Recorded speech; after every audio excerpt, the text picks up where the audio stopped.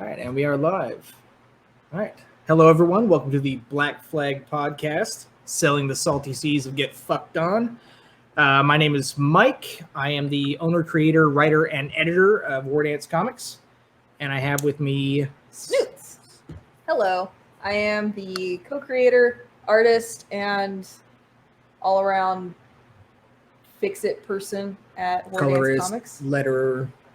Everything else that Mike doesn't do, except for social media.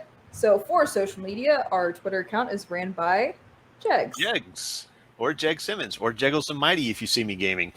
I just run their Twitter and I just help them do all the bullshit that they're not smart enough to do because they're boomers. Wow. No, wow. I get Okay, it. well, let's go ahead. Let's Didn't we notate the time. establish Let's that- notate the time on that. We can't get in, can't get 20 seconds in without having to edit some shit. Didn't What? anyone establish that none of us are boomers? Yeah. We're not anywhere near old enough to be a boomer. I mean, me and Snooze can't complain. We're millennials. Yeah. Yeah, so shut the fuck up. All right, well, we're going to go ahead and cut all that stuff out. So, anywho. All right, so this Are we is... just gonna do that after every gag? Just Mike's like, we're gonna cut it out. No. And if we don't, Just whenever it fucking derails. Yeah, even if we don't, just be like, hey, you're gonna edit this shit out. And he's like, yeah. Jags. It's always Jags derailing it, but it's also him editing it. And he's going to just throw in a gif of like somebody just shaking their head. No, we're He's not gonna- editing this out. He's gonna post it up on YouTube and it's gonna be like, welcome to the Jags show. Fucking just Jags. Like, it's gonna have our pictures up, but his picture's just gonna slowly go into the center and push ours out. Welcome to the Jags show. or just all a right. compilation of every time I derail. That It's should be a already in the highlight fucking thing. Actually. podcast. We should actually save that up and have like The one Jags episode, highlight of the like week? one episode a month. I'd Oh, say that is yeah. just nothing but just everyone fucking every time that it's been like, what the fuck? Every time there was an awkward pause, like what? just a bunch of that shit the whole time. All right. Anywho, back on track. All right. So this is the official episode 1 of this podcast. Pretty much talking about our comic, talking about current events in the comics world, talking about ComicsGate, and shitting on people. Maybe a lot of that. That's kind of what we're good at. And just whatever happens, happens. So, Jags, what do you got for us, man? Well, for starts, we're gonna answer some questions about the comic before we start going into the other topics for today. What Fair stuff? Got it. Mike, your comic. Why is it called Issues?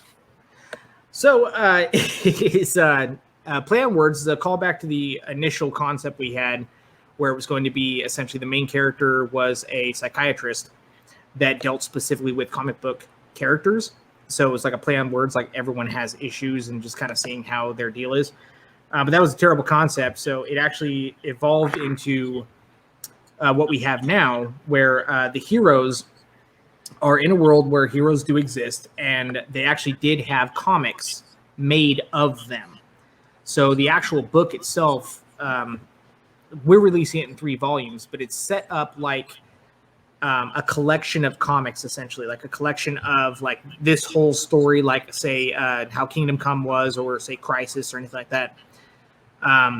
It's told through, there's a couple, Batman issues in there, there's a couple Green Lantern issues in there, so on and so forth, and it all follows over that same line. So with us, we have these established heroes that have all had their own comics. So some of it's told through, their side of it, and some of it's told through another guy's side of it. And so we'll highlight those heroes in the comics specifically. So it is like a collection of comic book issues, but it's telling one big story. They're all supposed to be based on an existing hero that you have in like DC or Marvel, mostly DC because Marvel sucks. But it's like they are established essentially. So they're an established hero. So you actually have them having their adventure and everything, and it all ties into the big main story. So that's why we kind of stuck with the name Issues specifically. It's a play on words. It is an actual thing. Everyone does have issues, so it works on like 4 different levels for us. And we really, I don't know. I was thinking of changing the name at one point in time, but every nothing time we really- did, yeah. Nothing was- stuck like the original. Yeah, every time we did, it was just like, we've been working on it for 7 years, and every time we were talking about, hey, maybe we should change it, my wife would come up, hey, what about, what's going on with issues? Or, my buddy Matt would come, what's going on with issues? How you guys doing? So we just kind of stuck with it like that. And it makes sense. And it will definitely make sense whenever you read it. We'll even have, like, for some of the chapter breaks, some of the chapter bumps in there, we'll have like mock cover art, essentially. Like, say if it's going to be, this chapter is going to be covering haste. It'll be like, this next chapter in volume 1 is covering haste issues, 4 through 6, that kind of shit. And it's going to be like for chapter 3, Well, now that we're actually starting to get into it with a little bit more detail, could you give like a brief plot synopsis about what it's about? Yeah, totally. All right, so just volume 1. Yes, just volume 1, so it doesn't get into one major ridiculous question, spoilers. man. 20 words or less. And 20 words or less? I don't know why no. he said a New Yorker there, but he did. Yeah, so no. All right, so it is in our world that we created, the timeline essentially from that world to the real world, it split back in the 40s during World War II. So we have it to where our Superman character, Patriot, he was discovered back in the 40s. And his existence, essentially, and a couple of his actions ended up stopping war, essentially. It put a halt to the need for war. And because of that, because we actually had heroes popping up and people were focusing less on war, they started focusing more so on nationalism and their own, national pride. And there's more of like, instead of, like the space race and whatnot was more like a friendlier competition where people were just trying to advance their nation so much. So we have when we come to present day, we have this very advanced civilization, which still has a lot of callbacks to like Batman the Animated Series and whatnot, where there's like blimps and some older style cars and things, just things that feel reminiscent of things that we know, that we love, that seems like more of a happier time. I'm really trying to keep things not political in the aspect of no one gives a shit. Pretty much like you deal with politics, you deal with identity politics and bullshit every day, and no one wants to read and get immersed into a comic that is that bullshit still. So I had to create it to where we have our own politics, we have our own shit going on in there. And one of the main conflicts in this essentially is that there was an International Justice League predating this volume 1, like the setup. There was an International Justice League that happened where it was the greatest heroes from all around the world. That was like our peace pact, where everyone put their red button in one room essentially, and they took care of the world. And something happened where everyone died. Everyone except for America's main hero, which is Patriot. And that caused a lot of there was a big schism that was caused there, because people believed, okay, well, we had this time of peace for so long, but it seemed more like a power play. It very much seemed like a power play that America set that up to where now they're the only ones with the red button, essentially. They're the only ones that have this hero. So that hero is all but retired by the time we actually get into the book. He's retired. He can't really bring himself to be a hero again because he doesn't really know what happened. There's this lapse in his memory.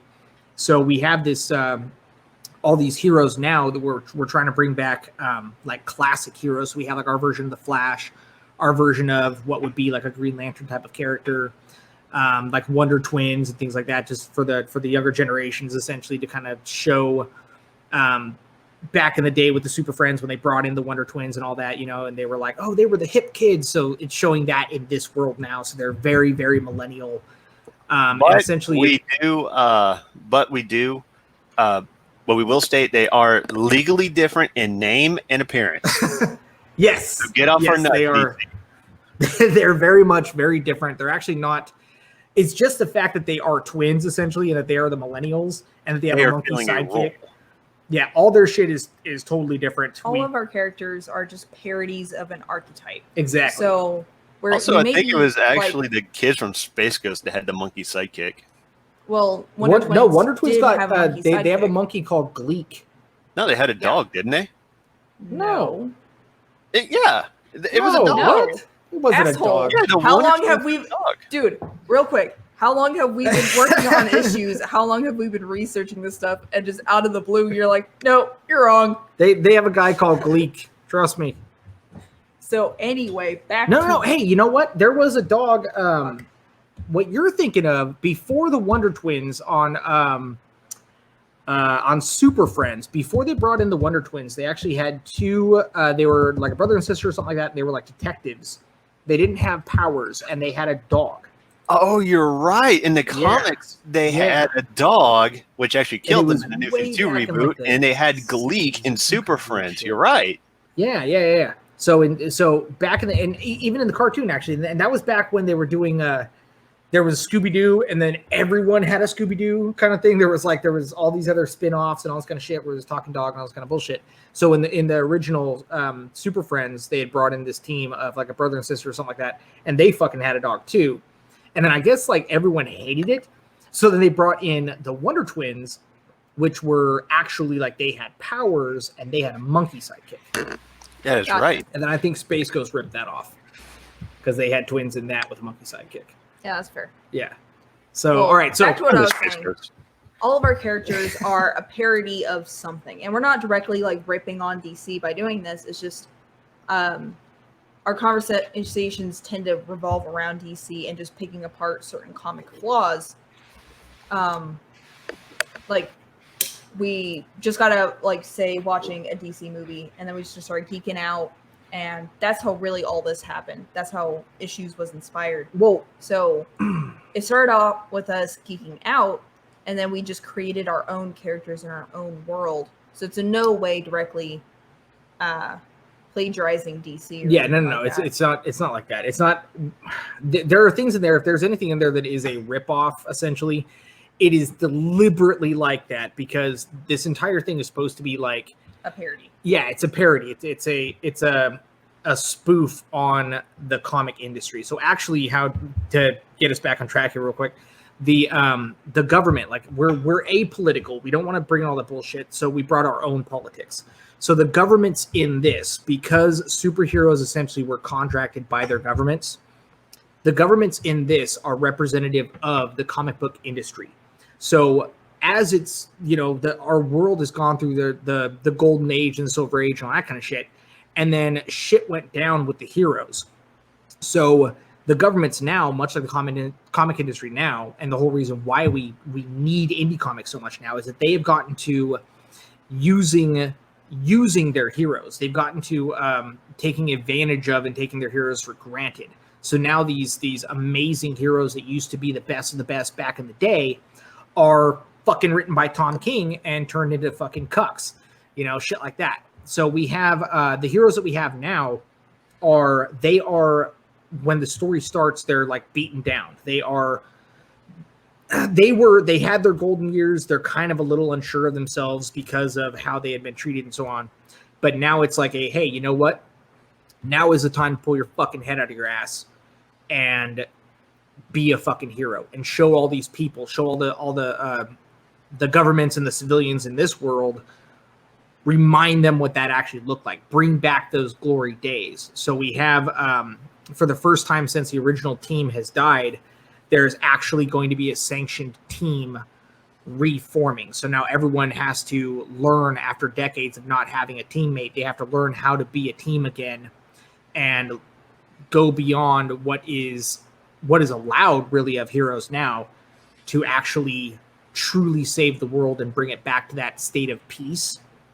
And that's kind of like the main overarching story of it, is you're watching the development. Like, we've taken these established characters and we've broken them down. So now you're watching this development from square one, essentially, of them becoming the greatest superhero team that the world has ever known, right?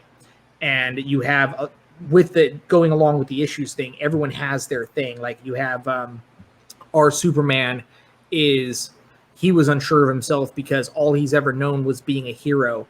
And now all of a sudden he's accused of killing his team. And we don't know in the story whether or not he does have a dark side and whether or not he actually did do that and just can't remember it. We don't know if it's like some kind of MK Ultra thing or whatever, or if something else happens. And that's one of the big questions, is if it wasn't him, there's something way more powerful than him out there that we never knew about. Then you have our not like a Rick Flag type of a character, but we have our the soldier or the agent that is in charge of the team is a girl who she's doing it essentially to get promoted in the first place. She was picked. She's a comic geek essentially, but her dad was an agent as well, and he was killed in the line of duty. And because of what his task was at the time, it was classified. So she has to get to become an agent essentially, and she has to get to a high enough rank to be able to have access to those files and learn what really happened to her dad. So when she first takes this assignment, to her, it's just, this will be a really good boost for me to get me to that rank. But then she gets pulled into it. So everyone's kind of in it in the first place for themselves, to kind of prove something to themselves. But then as you learn to be a team, you learn to care more about everyone else around you and really realize, like, what your role should be as a hero. So she's essentially a Waller, but isn't a complete cunt. She's I wouldn't call her an Amanda Waller. A lot more like a Rick Flag kind of a thing, or maybe even like a Nick Fury almost, because she's not just there in the sidelines. Like, she is an agent. She's very young, but she was raised by one of the best agents there was before his death. So she has this really good sense of justice. She has this really good sense of what she's doing, but she's only like 26 years old.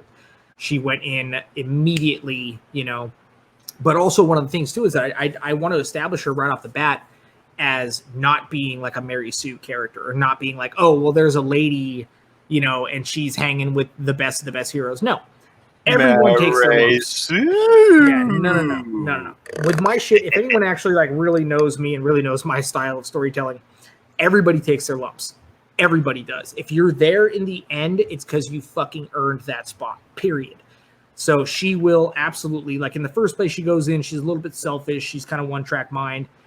She doesn't pay attention to the shit she's supposed to pay attention to, but she learns the very, very real consequences of doing that. Yeah, she gets knocked down a peg. Oh, yeah, she gets knocked down a few pegs. And it's not doing that just like abuse a character, but it's doing that to show that it's bigger stakes than what we're used to seeing in comics, like mainstream comics right now, where everyone's just like, oh man, everyone's best friends and let's all have food and eat fistfuls of fries and just, oh, you're so LOL, so random. No, none of that shit. There's a lot of. I knew exactly what characters you were referring to when you said that too. There's because we are spoofing comics right now. There is a lot of the shit there, and I don't want people to see it and go, okay, well, this is another one of those. It's not. When we throw in anything that's going to be like an LOL so random moment, it is there for a reason. It is there to show what that would really play out like in the real world, kind of thing, right? There are some characters, so there are other heroes that are in there that are not part of the team, and a lot of the modern heroes that we have now in this world are based on the modern heroes that we have in the real world. So we have some of them that are just like, oh my God, LOL so random. So when shit really goes down, when you get thrown a real villain, then they go, oh shit. We're fucked. Yeah, but I thought I was great at everything. I thought I was supposed to be the smartest person that's ever been. Everybody always stands around affirming me and always tells me I'm amazing. Yeah. So I'm amazing, right? And then someone comes in and goes, shut the fuck up, and starts kicking the shit out of you and your friends, then you're going to need a real fucking hero. So there's a lot of that shit going on in there. And again, it's not just to abuse these heroes just to be like, taking cheap shots and hitting the low-hanging fruit. It's very much to show how that would really play out. So it's like, hey, let's get this out of the way in the first issue so we can move on and tell a real story here, What's up? So another thing, too, is these characters are based on people. They're real fucking people. So we have Standard, Lux, and myself, just off the top of my head. It's myself, Mike, and our friend Matt. And Lux goes through some issues that Matt explicitly was like, hey, I want him to go through this because this is what I went through and I want to highlight this. Yeah. And with Standard, he's a freaking narcissist. Everyone hates to admit that he's the smartest person in the room. It's like a playful joke because Mike endures that kind of shit. He's a very intelligent man. And because he's spiteful, people hate to admit that he's right. Because I'm an asshole. Yeah. Not self-inserts. Yeah, it's Yes. inspiration. So it's like Anne is a badass in her own right. She did physically work to the top of her to get where she's at. But I'm over here technically overweight and have no muscle structure at all. Yeah, so I am not that doing self-insert like, oh, I want to be a badass, so this is Anne. It's more, I'm an artist and I have worked my ass off my entire life to get to this point. So that same tenacity is applied with Anne, where just like in a different universe, if I was set up in this manner, this is how I would have pursued that. In the same manner, Anne constantly puts her foot in her mouth. She constantly shoves her head in the sand and doesn't realize it. And there are consequences for that. So in the same regard, I am constantly getting knocked down a peg, although I have worked my ass off to get where I am. Every once in a while, you get a pride check. So it's not us self-inserting. It's not us glorifying these characters or, like Mike said, abusing these characters for no reason.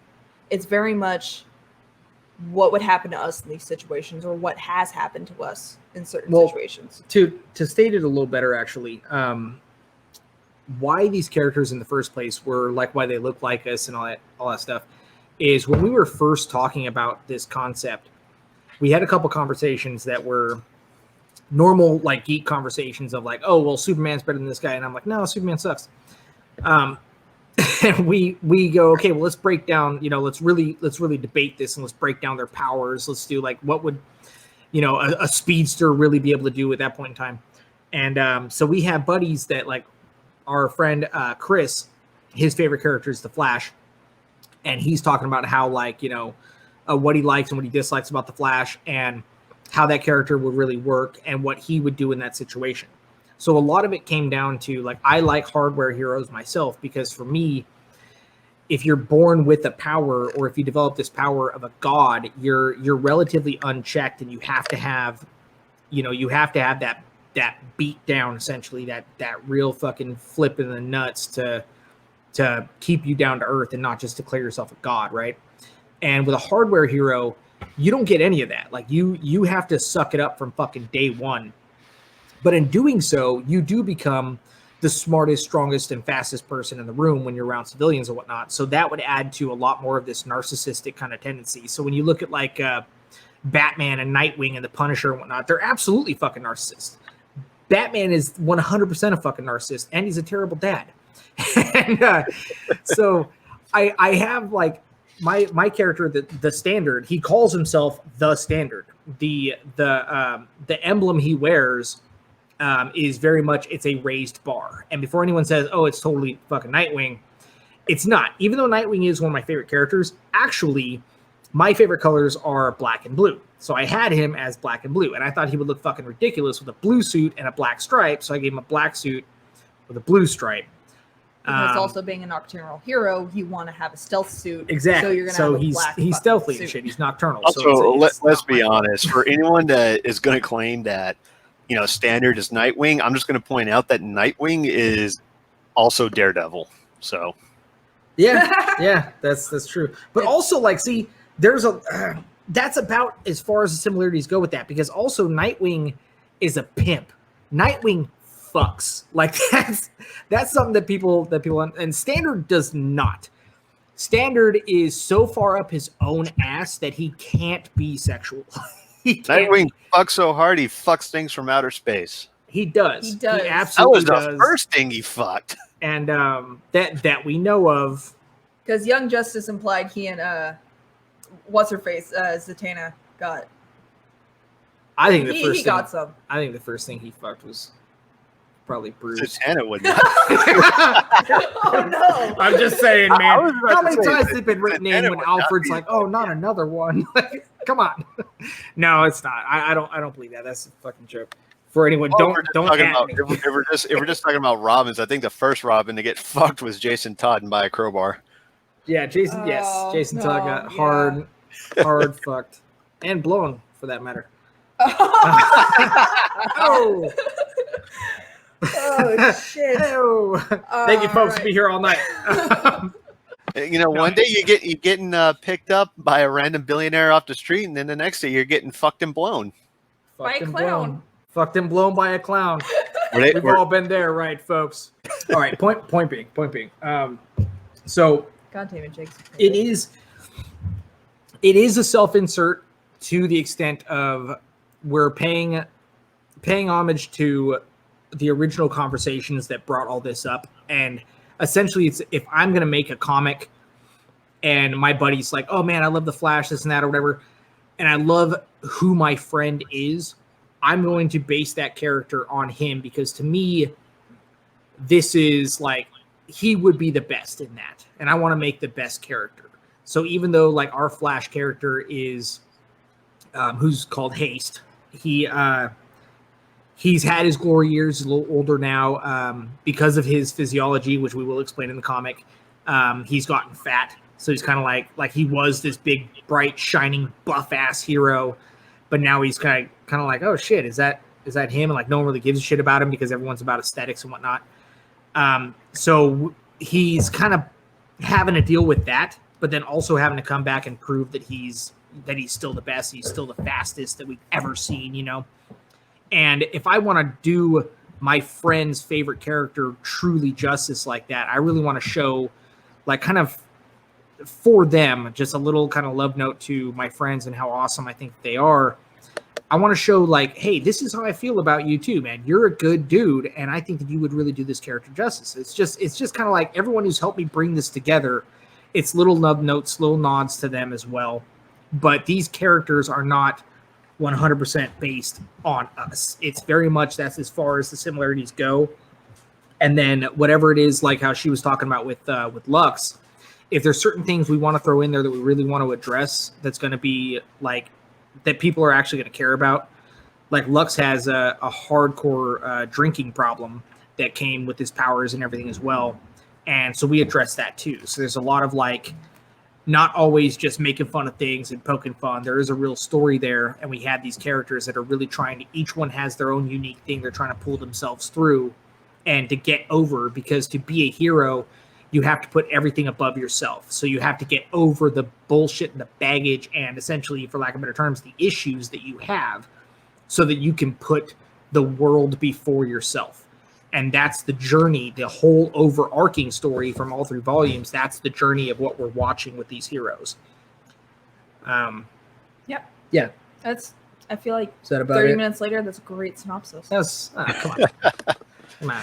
Well, I think we pretty much established. It's like they're self-inserts, but they're also self-deprecating and also like not Mary Sue's. They're critical in their character studies. Like they start in a bad point. Like they may not perceive they're in a bad point, but they are in like a character position, like in a negative point, to where they actually have room to grow.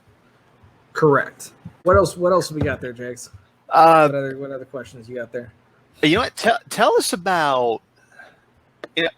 We get all this stuff about characters and everything, but tell us about how the people who are buying this comic can actually be in the comic book itself, not represented, with like SJW-isms, like, oh, we got to have like some cripple in here or like some fat ass in there. That we do get fat asses in there or anything like that. You think you really sit around and how, talk about that? Like, man, this would be amazing, but you know what you need? A cripple. And they say it like that too. A cripple. Put a cripple in there. We'll get a guy in there and you break his legs. We'll talk about the Whisper Network later, but I guarantee they do that. Exactly. Oh, no, I know. But I was just saying, like, with how you said it, not get a fucking cripple in there.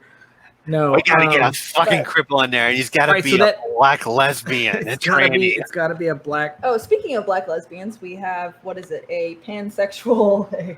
Oh yeah. So all right, to go along with this world is supposed to represent the world that the comic book industry now has created, right? So you have the more modern characters are based on those characters, right? So our Wonder Twins, who are called Reverb, that's their team name. Our twins specifically are based on like the millennial characters, right? But because they are so overpowered, they make it onto the team, right? Because everyone now wants to write their characters as being, oh my God, everyone's best friends and everyone's super overpowered. So their mentality is they love everyone. They're super fucking into themselves. They're always on their phones, all that kind of shit. And they're super overpowered. But putting that in the fucking real world, it doesn't work out that way. So when they go up against real villains or whatever, they get knocked down a peg and they have to learn how to, pull their fucking head out of their ass as well. So that's kind of us showing like what really is happening with the heroes that are created now. That's our representation of that. But we also have this play on representation as well. Not because we're like against representation, but it needs to fucking make sense, right? So it's not a forced diversity thing. Like these people, the characters that we have a fat guy because he's based on a buddy of mine who's, he's got a little bit of weight on him. We have a reason why he's fat too. Yes, exactly. And also and we have a brown guy who's based on me, and because I'm fucking brown, our main person is a lady because it's based on the person who actually thought of the concept in the first place. So we made her character the main character, right? So it's kind of told through her lens. And we have the twins. The main one was he was a student of mine, Jacob, and Jacob is Filipino. So we based them on like a Filipino archetype, right? And yeah, so like, and there's a fucking monkey who's based on a monkey, but there is representation there as it is, but also to go back into your question is that I want there's a difference to me between representation and immersion, right? Yes, and that's kind of what the SJWs are going for, where it's like, oh my God, we need this or whatever. And I see where, not what they're going for, but I see like the excuse that they give where it's like, people can't see themselves in this or whatever. Well, that's immersion, okay? I grew up loving Spawn, who's a black guy. I'm not a black guy, but I still see myself in these scenarios because of when I got into it. I love Nightwing, and I'm not wherever the fuck Nightwing's supposed to be now, depending on who's writing him. But back to the immersion version. Yeah, so back to that. So I want to bring back comics that are immersive for people, right? So where you can read it and you can get into it and shit like that. But because I do have it based on the real world, I have a lot of I want to have a lot of inserts in there where people can have their character written into the story, have them written into the story. Like that's my one main rule, is that it has to be you. It's not a character you make up or whatever. Put you in there. You can be a hero, you can be a villain, you can have powers. It doesn't matter. Yes, we actually have those tiers on the Indiegogo. You can actually have yourself inserted into our comic. Right. And I'm doing it. I'm doing it to be like, hey, a lot of people are doing that as well on their things. And it's like, anywhere from $400 up to like, $3,000 or whatever to get drawn in. And it's not just a cameo. Like I really want it to be like, since this is based on our world, that everyone in it is representative of comic fans, like real comic fans. So you're put in there as a character who lives in that city. So you will pop up here and there. If you have a speaking role, it's not going to be just one panel. You're going to actually be a character who interacts and talks. If you're fighting a hero, you're going to go through a full ass fucking fight scene. There's going to be a big old fucking brawl. You're going to be there. You're going to say some shit. You're going to talk some shit. You're going to have a power. And that's very much because I want to, like, we're already going to draw these scenes. I want to have people in there. I want people to be like, oh man, like excited. Be excited to read comics again. I want people to be excited of, oh, what does my character do? Where am I at? Oh, that's cool. And if you're in there, you're in there. You now live in this world. I might pull you up in the second volume or the third volume too, And, how you decide you want to be, represented in a comic, like what powers you want and like how your style is and like how your personality wants to be, you will affect how that fight scene and people interact with you. you will have Exactly. an actual dynamic effect on the story. Exactly. And that's Maybe not like the overarching story, obviously, but just like on that scene, you will decide how the tone of that scene plays out. That's 100% true. It's a challenge that we have it was my idea, and if it fucks us in the end, fine. It's kind of an experiment of mine where it's like I have these scenes in my head that we're already going to do, but I keep certain parts of it open to where, like, if someone goes, hey, I want to be a hero, I want to be this and this. As a matter of fact, actually, it just happened. I was talking to another buddy of mine. He goes, I want to fight a hero. I want to actually be a villain. Here's my power. This is what I want to do. And I'm like, damn, that's really cool, because he's a super comic book nerd. So he's like, here's my deal. Here's what I want to do. And I go, oh, son of a bitch. That's really cool. I can't just put you in just a brawl or whatever, because it's more of a big wide scale thing. I'm going to have to put you outside. I'm going to have to put you in some things. I may even have to bring you back in the second volume.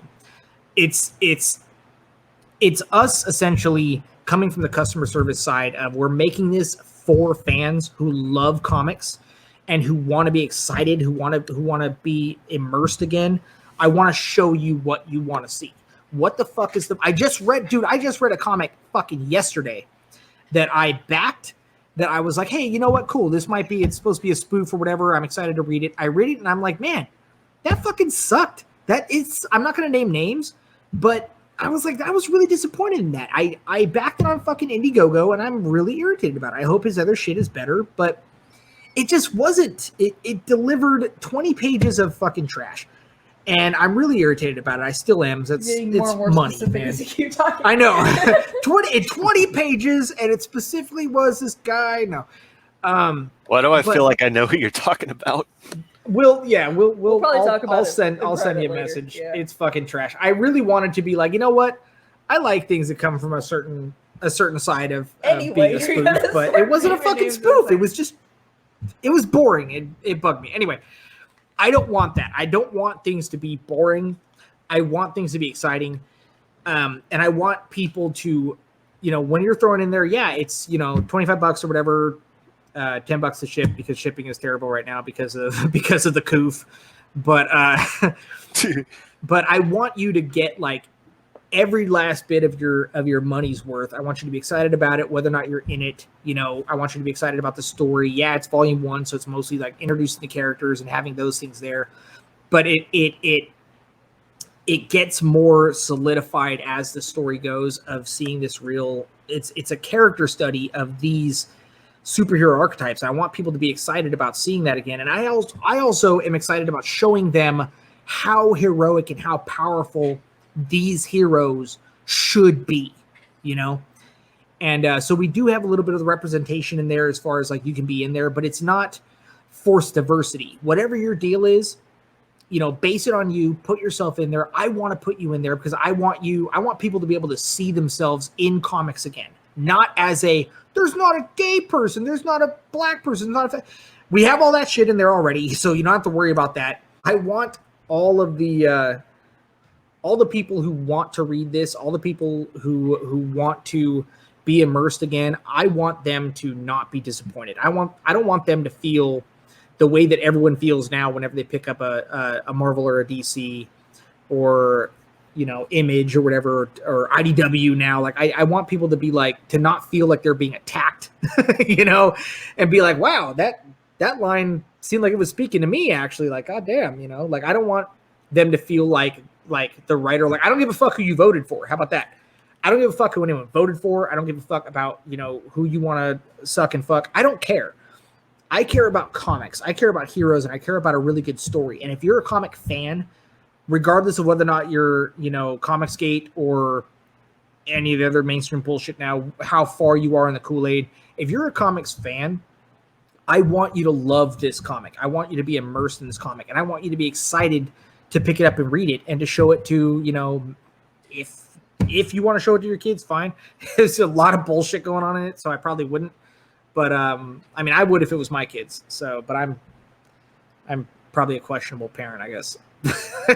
Well, I feel like that was a good segue too of explaining where exactly we stand on the comic political climate and terms like War Campaign and ComicsGate. ComicsGate, yeah. Yeah.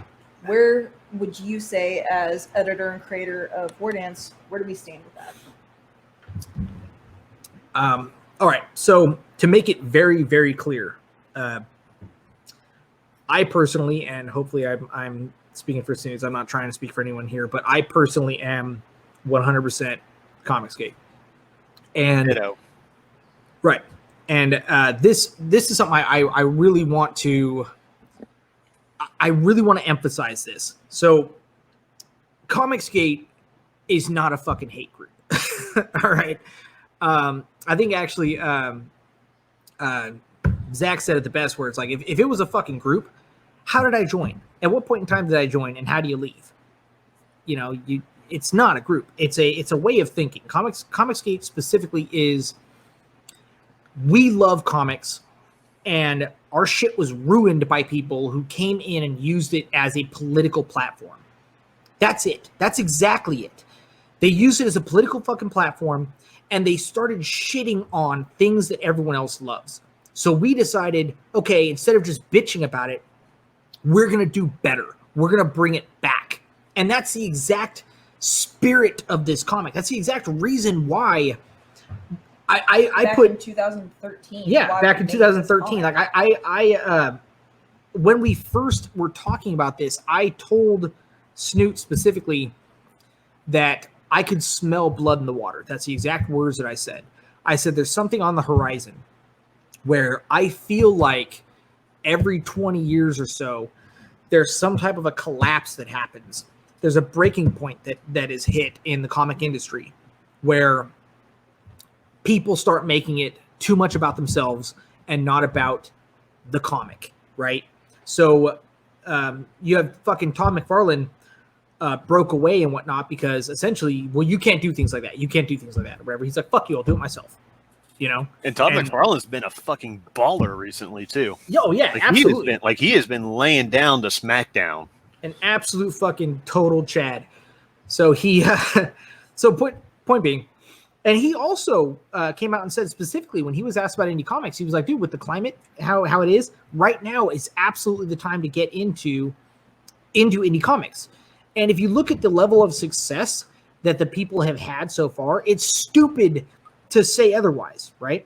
What is it? Like ComicsGate alone has, totaled what, over $4 million? Yeah. With just maybe 20 some odd creators. That's a lot of fucking money per creator. Exactly. So I said fucking 7 years ago that I knew this was going to happen, and I had these ideas. Like that buddy I was telling you about who wanted to be a villain, he and I back in the 7th grade, we were making comics. We had this comic. I can't remember what the fuck it was called, but it was like super dirty. We were little fucking kids, so we were like, oh my god, she'll have big old boobs and shit like that. But we were making comics. We really wanted to make these comics, and so I was always into this shit. And then I realized that, man, I have all these stories and I have all these ideas, and I could just feel it. When she was talking about it in 2013, I could feel it, and I go, this is like, it needs to happen. We need to do it now. And it wasn't until, and we have been developing it for the last 7 years, and it wasn't until just recently that I had decided that I could put away a certain amount of money to go, you know what, let's fucking do this full time. And that's what we're doing. But it's very much like, now is the time to do it. And getting back to the ComicsGate thing is we're against the forcing your politics and forcing your bullshit into it, because that's not what comics is for. Yes, comics have always been political, but just like with any good show or any good thing that actually makes you think, it's supposed to be telling you both sides of everything. Showing you that and allowing you to land where you're supposed to land in your own mind, in your own heart. It's not to sway you. It's always been political, but it's never been, it has been propaganda before, but it's not supposed to be flat out propaganda. You know what I'm saying? Well, the kind of propaganda it was is that, it wasn't like taking sides of politics, because, it wasn't left and right, how to defend everything on the left or everything on the right. It was like, oh, these guys are against, America, and they're objectively bad. That was the kind of propaganda it was, and we could go into like some of the history of like some, certain animation unions that may have not seen it that way, but that's derailing. But back to the point where, like, if any good, like, adult cartoon or TV show, like, when you're making fun of someone, you're making fun of everyone. No one is off limits. So we're not directly attacking anyone specifically. We're just having fun. And we're trying to get back to the days before cancel culture where everyone has to get offended because someone's politics or whatever. We're just making it to where everyone's included because nothing is off limits. Right.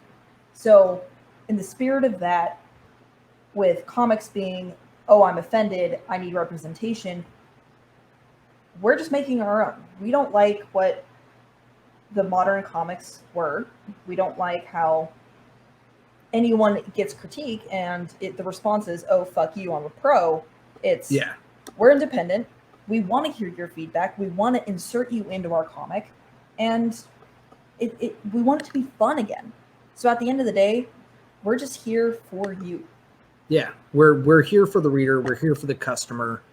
That is our thing. And once again, to quote your boy Zach, is we are hot dog salesmen. That's exactly it. That's all it is, man. I don't care what your deal is at that point in time. I got these hot dogs, man. You want to buy a hot dog? Like that'll cheer you up. And if you really do okay, so personally, I'm not against if people really if you want to, talk politics, but that's not, comics is not the fucking place. Like come to my fucking podcast. Matter of fact, there's a lot of shit in our book that, there's something in there for everyone. It is for everyone. Everyone is going to love at least one part of it. I want to clarify, when you say there's politics in your book, it is not politics as in taking sides. It is merely world building. A lot of people don't understand that these days. They think any kind of world building, introduction of politics to build said world is inserting politics. Exactly. No, it's world building. You're explaining how humans would react in certain situations. It's not taking a side or anything like that. It's what's a good example? Spider-Man, the Sam Raimi stuff, how, it gets a little political when, he starts being seen as a public nuisance. No, it's just people reacting normally to what would happen when this superhero comes around. Or a better example that, might be a little controversial, Man of Steel and Batman vs. Superman. It's not taking a side on any politics. It is just an examination of what would happen if these people existed in a world that is grounded and realistic like our own. Oh yeah, well the with Batman vs. Superman, they actually showed how politics and how the media specifically can play into the manipulation of two different sides. It actually showed media manipulation in Batman v Superman. In the Ultimate Cut, they fucked it all up with the theatrical cut, which was still good, but the Ultimate Cut actually shows you that he's really taken a hard fucking swing at media manipulation. Yeah. Right?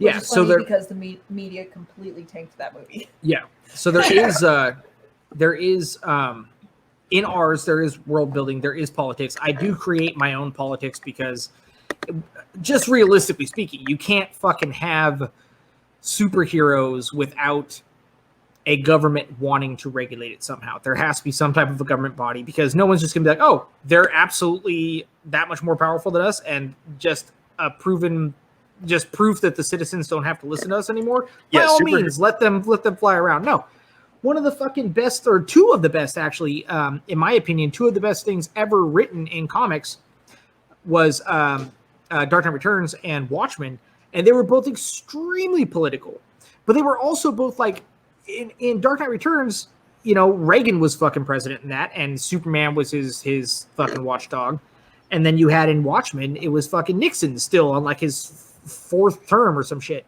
So it's still not based on our specific reality, but it holds up a mirror to a specific set of politics, a specific political climate that happens. And that's what we're doing. We're basing that on, instead of politics, I don't want to get into anything Orange Man or anything like that. I don't want to get into any of the Trump shit. I don't fucking care. I don't, all those don't at me. I don't give a shit about your politics. Our government there's no politics in Conan swinging a sword. You know what I mean? There's right, exactly. Or Ray Park swinging his dick. Oh yeah, we got to talk about that later. So the government specifically, just to reiterate, the government in ours is specifically the comic industries. So if you don't like what happens, if you don't like the government and how we show their manipulation and their specific platforms that they have used these characters, then you need to look a little harder at the comic industry that everyone sits there and idolizes, that these writers that have completely wiped their ass with decades of continuity, with decades of hard work and good writing and good world building and good storytelling. They wipe their fucking ass with it to have their bullshit LOL so random moments. If you don't like the way it's presented in our comic, you need to rethink why you like Marvel and DC. You need to rethink why you like what's being spoon-fed to you now. Is it because you just don't like thinking for your fucking self and you just want to just drink the fucking Kool-Aid and be like, oh, they're a hate group, so don't listen to anything that ComicsGate says? No, we're not. We very much are against force-feeding bullshit. You know, if you don't like our fucking comics, fine. But don't just listen to everyone else saying we're a fucking hate group unless you can give us a goddamn example, unless you can show us the fucking receipts.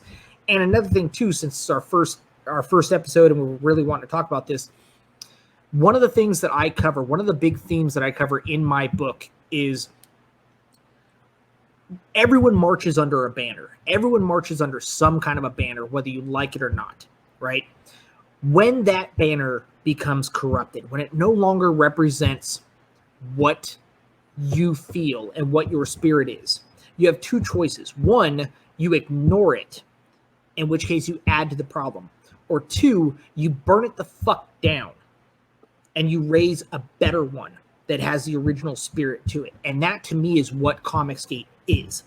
And if it gets to a point to where ComicsGate gets corrupted like that, which I don't believe that it will, because it's not a group, it's just a way of thinking. But if it were, then we burn it down and we create a new one. And in that sense, if people are harassing anyone and be like, oh, everyone's getting harassed, everyone's doxxed because of this fucking hate group. No, that's not ComicsGate. That's assholes. Every movement, every group, every way of thinking, everything in any type of politics has always had assholes. Yeah, so stop you have looking at people as collectives and start looking at individuals and Exactly. ideas. And any individual can call themselves ComicsGate. You don't just join a thing. Anyone can just be like, hey, I'm fucking ComicsGate. Cool. But the second you stop acting like fucking ComicsGate, the second you go, well, because see, okay, I'm going to say something and just hear me out. So there are certain groups that people would call, hate groups, white supremacists, so on and so forth, right? And ComicsGate is no different, okay? So with that said, ComicsGate's not a hate group, but there are people who are hateful and who are fucking stupid who would look at ComicsGate but not realize what they actually are and just listen to the fucking media and go, oh, they're against Jews and women and black people in comics, so am I. I'm fucking ComicsGate. You know what I'm saying? Yeah. And it's up to us. It's up to us to see when those people come out, when those people say their thing, go, no, you're just an asshole. Go fuck yourself. That, to me, is ComicsGate. You know what I'm saying? Can't be a hate group when there's a Native American and a woman, like, whose heads are right next to me. Yeah, exactly. But, like, to me, anyone who wants to be like, oh, well, they're, you're associated with a fucking hate group and this and that or whatever, go fuck yourself. Okay? If anyone in there, you can show me the fucking receipts and you can show me someone. If you show me anyone who claims to be ComicsGate that is harassing and doxing someone specifically because of their politics and specifically because they don't like women or black people or fucking alphabet people and whatnot in comics, I will show you someone who is not fucking ComicsGate, because that's not what it's about. Amen. Period. Well, I think that covers the gist of what the comic is. I think that went on actually a little longer. That pisses me off so much, man. Yeah. Legitimately. Yeah. But with that said, telling people a lot about, how the comic is and like who we are and all that stuff, want to segue onto the, bluntly move over to the other topics that we had today, talk about. Yeah, what do you got? Current events. Well, y'all want to talk Star Wars, Snyder, Disney going under, Tom King, or Darth Maul? Well, we are on comics right now still, so let's cover some comic stuff, man. Let's cover Tom King. Let's see what we got here. So, have y'all heard the news about Tom King and him being a fucking Karen? I know of him being a cunt. Are we mispronouncing cunt? Oh no, he's that too. But he's what that too. But basically, there's an artist named Jay Lee, who is Asian, who did the cover for Tom King's new book Rorschach, which is a sequel or prequel, something to Watchmen. He did a cover for Ethan, didn't he? Yes, he did a cover for people in ComicsGate. I think Cyberfrog. Actually, I think they have it here on this Bounding into Comics article. Yeah, this is actually, he did that really nice fucking Cyberfrog cover, the one where he's holding, the girl in the hood. I think that was him. Oh yeah. You get Heather Swain right here with the axe or whatever. Well, fucking Tom King gets a fucking hair up his ass and calls him out on it by saying, today DC put out an alternate cover to Rorschach by Jay Lee, who has also done covers for ComicsGate, a hate group. DC does not consult creators on alternate covers. I reached out to them to express my deep disappointment. As far as I'm concerned, this is the cover to Rorschach #1. This cover right here. Okay. Now, I kind of like that cover because it's kind of, noirish and kind of like a throwback to like old school, fedora trench coat, detective comics. Right. It's a good cover. I'm not gonna shit on it, but this was Jay Lee's cover. All right. Which that is trippy as fuck. And now, I have not read any Watchmen comics outside of the actual Watchmen comic, and I'm going to say something controversial. I'm not that big of a fan of Watchmen at all. Right, Mike is probably a bigger fan. Mike is probably a bigger fan of Watchmen than I am, so he can probably tell you more ins and outs about it. I'm a huge Watchmen fan, but also one of my biggest, my most favorite things as far as comics is whenever shit gets the natural progression of it is that everything just goes to shit and everyone dies, kind of thing. So that's my deal. I love Watchmen mostly because of that, and also being this character study of washed up heroes. But I can definitely see why people don't like it, and I can definitely see why people don't like Alan Moore specifically as a person. But yeah, go ahead. Well, that, and he's absolutely off his fucking rocker. But anyway, absolutely off his fucking rocker. Yeah. This is the full cover they did for Cyberfrog, the Wreck Planet cover, and God, I wish I could fucking draw like that. Holy shit. Even those colors are good. It's beautiful. Who did the colors? Was that, did Jay Lee also do the covers, or did Kyle Ritter do that? Probably Ritter, yeah. Man, Ritter's so fucking good. He's fucking good, man. If you look at the bottom right corner, he usually puts a watermark. K. Ritter. Oh, really? Ritter. If it was Kyle Ritter. If it was. Oh, no, it just could be like a version cover where it didn't have it. I don't know. Anyway. But Van Sciver, and I saw this happen on Twitter in real time. People were replying to Tom King, and I was like, oh, Tom King said something stupid again, didn't he? Well, he did, as we saw up here, calling ComicsGate a hate group, which you can't see me, but I'm pointing upwards to Mike and Snoop's avatar, so, Yeah.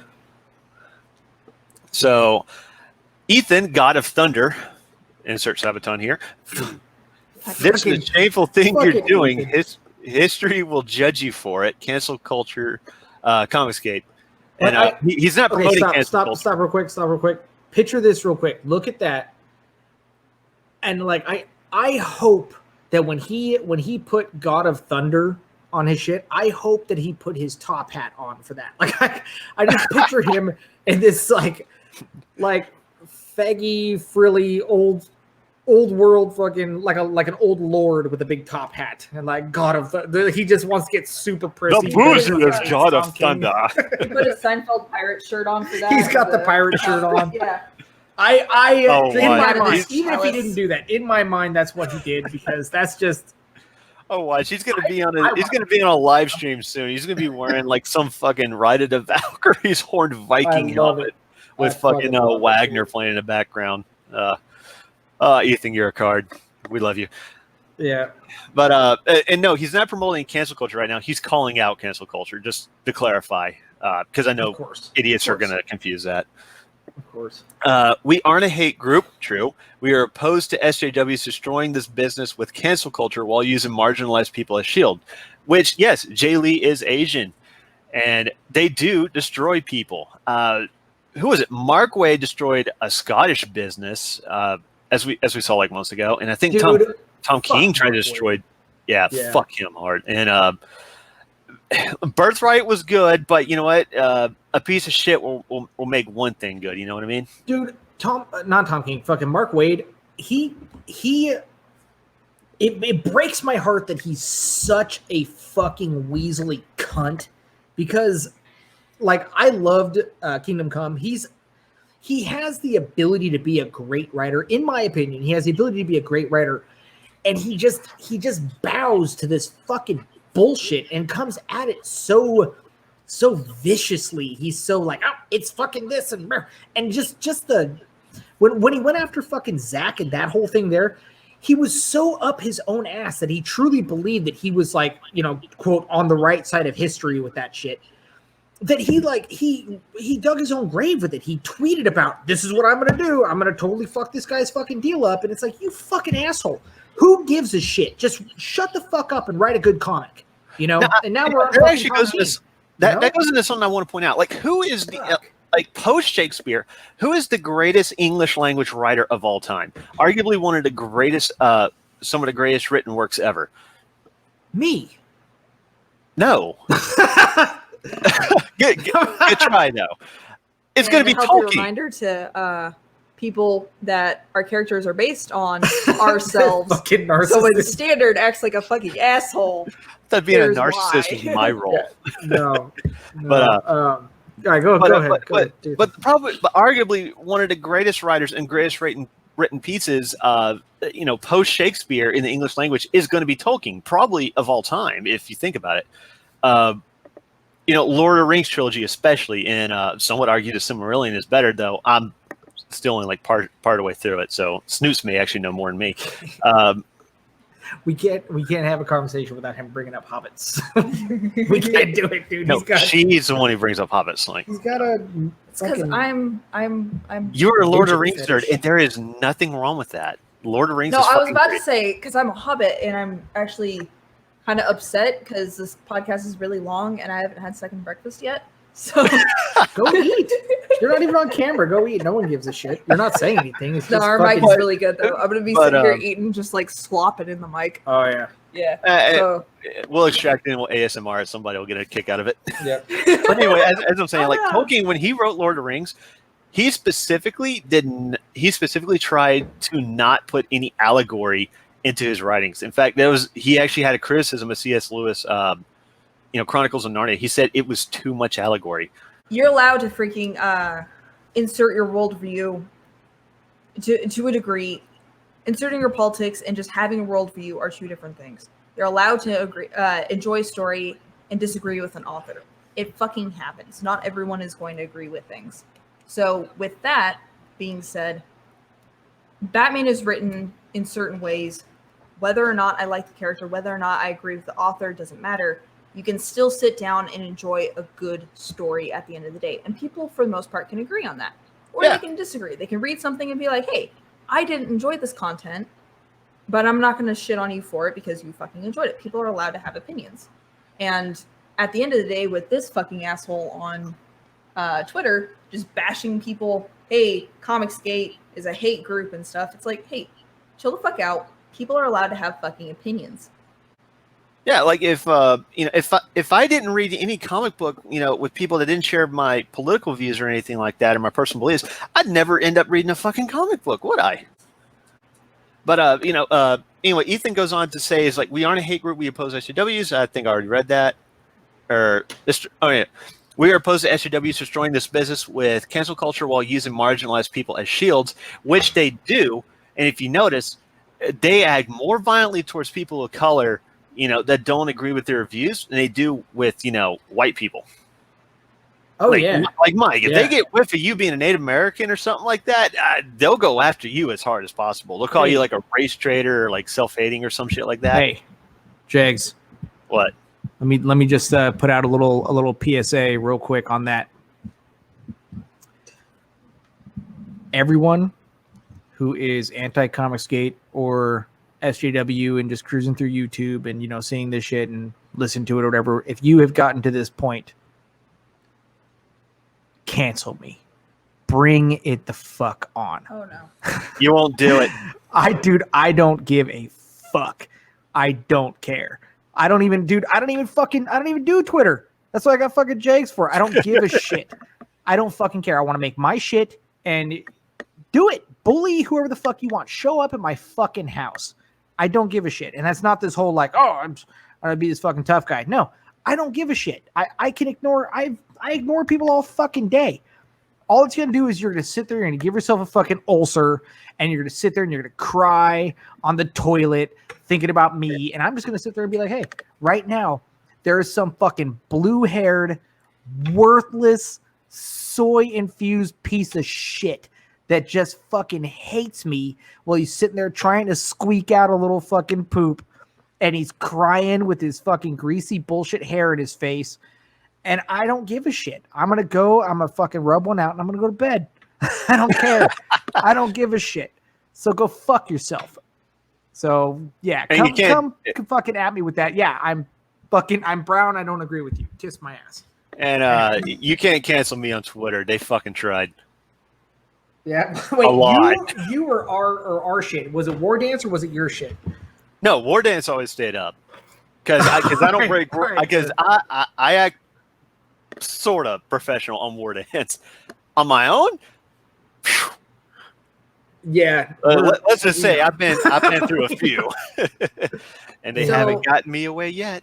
For those of you who don't know us personally or don't know Jags, we have seen him be put in Facebook jail. I don't know how many fucking times per year. Like, he would be a millionaire if he had $1 for every time, kind of thing. And we asked this gentleman to be our Twitter media representative, and I think it was a good choice. Yeah.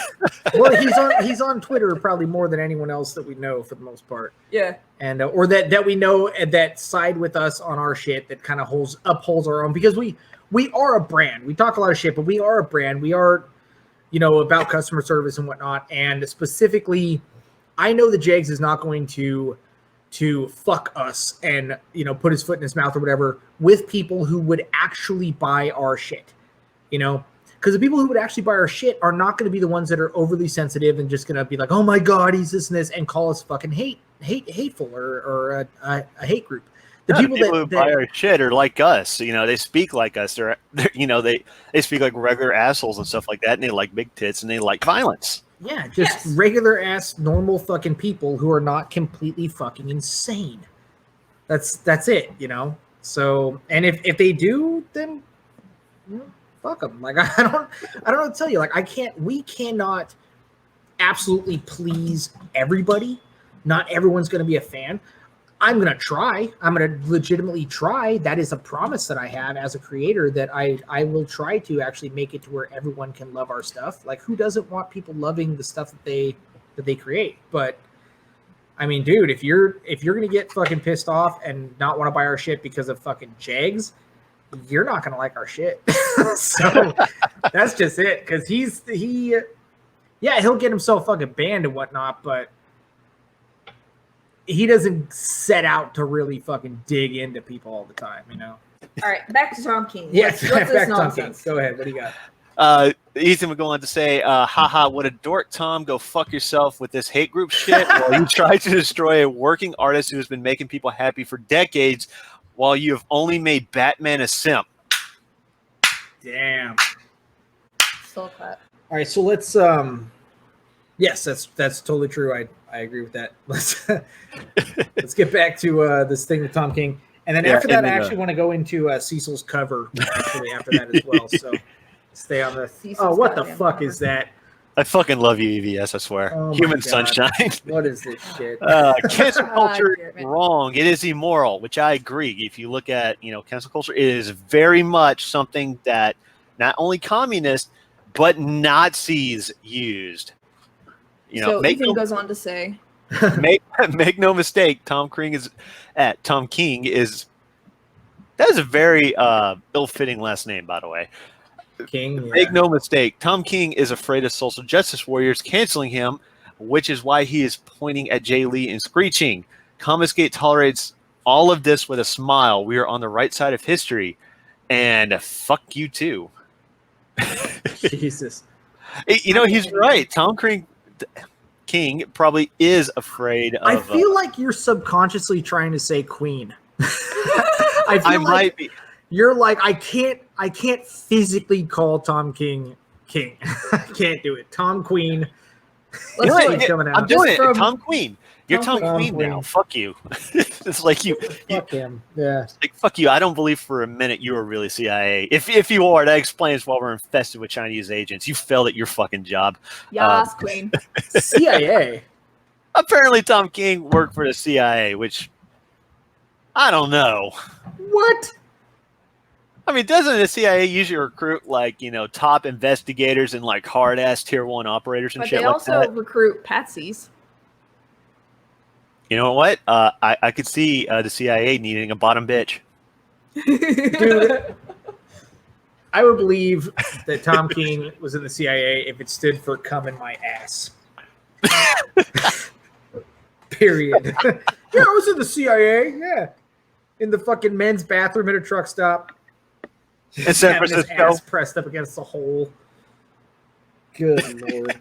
Yeah, in San Francisco with his face buried in the shit. Hey, he's got- needles. His He just fucking head bent in over the and he had a toilet. glory hole on both sides, so he was able to get God Eiffel Tower damn. there. It's like, yeah, I've been to Paris, seen the Eiffel Tower. It's like, no, you were in Paris, Texas, getting Eiffel Towered. You were in the middle of an Eiffel Tower. Yeah. So Make no Yeah. like. back to the article. Yeah. But yeah, God damn, right man. here, Tom King is afraid of social justice warriors. They are. They're scared of them because they don't have the nuts to stand up and say, "Hey, go fuck yourself. Go complain to the boss. I will tell him you're being a fucking cunt." Yeah. What It's is like- it? The Ouroboros, where like it's the snake eating itself. That Yeah. is just Yeah. the cycle. It's fucking they're afraid of okay, so they're afraid of social justice warriors canceling them. But in all honesty, if he truly believed in his work and he truly believed that he was a great writer or whatever, he should have nothing to be afraid of. He shouldn't be afraid of social justice warriors. He could just go, okay, fine, cancel me. I'll go make my own shit, like what ComicsGate did. I'll go make my own shit and rely on my own amazing work. The people that are afraid and that bow to these fucking social justice warriors, these fucking psychopaths, are the ones that are afraid of being able to actually be successful. They're set in their own shit. They're already set in their ways. They're already set in where they are, and they don't believe that they can make it in the environment that ComicsGate has created, where you have to put in the fucking work and you have to have your work fucking speak for itself. You can't just sit there and fucking dump on people here, because we will sniff you out and we will fuck you up. Like, you can't do that shit in ComicsGate. So they go, okay, we're going to side with social justice warriors, so they allow me to keep my fucking job. But any company that actually wants to make money will keep someone who is that fucking good. So he knows he sucks. So instead of just getting better, like any fucking person who's just that, they want to be the tough bitch in high school or whatever, instead of developing a fucking a personality that people want to be around, instead of actually bringing something to the table, you want to shit on everybody else around you to make yourself look good, to keep that fucking illusion. But that illusion will always go away, and it's gone away with Tom King. So he's flipping out and he's doing his fucking autistic screeching and pointing and shit like that, so no one else looks at him because he knows he fucked up Batman. He knows he fucking sucks. And that someone else he's fucked up a lot more than just Batman. But, yeah, I know. But you know, that's my point though. Is that he's like, oh, this person here. It's not that Jay Lee's, you know, part of ComicsGate or doing anything for ComicsGate or whatever. It's that ComicsGate is fucking successful, and you are doing what could possibly be your best work, and it fucking sucks. And everyone's calling it out. It fucking sucks. And in the era of pencils down, like it's not like you're untouchable anymore. The economy is not doing great. When people are investing in things, it's not just like, oh, let's walk into the comic book store and let's just pick up the newest issue of Batman. You don't have that cradle anymore, that safety net. So people will take their money elsewhere. So this gentleman is scared for his job now because you don't have that safety net, sir. So he's screeching, trying to make himself relevant because he knows he fucked up. Oh, read this. And he's lucky. Read that next comment when you're done talking what you're talking. Oh, this one right here? No, or this one.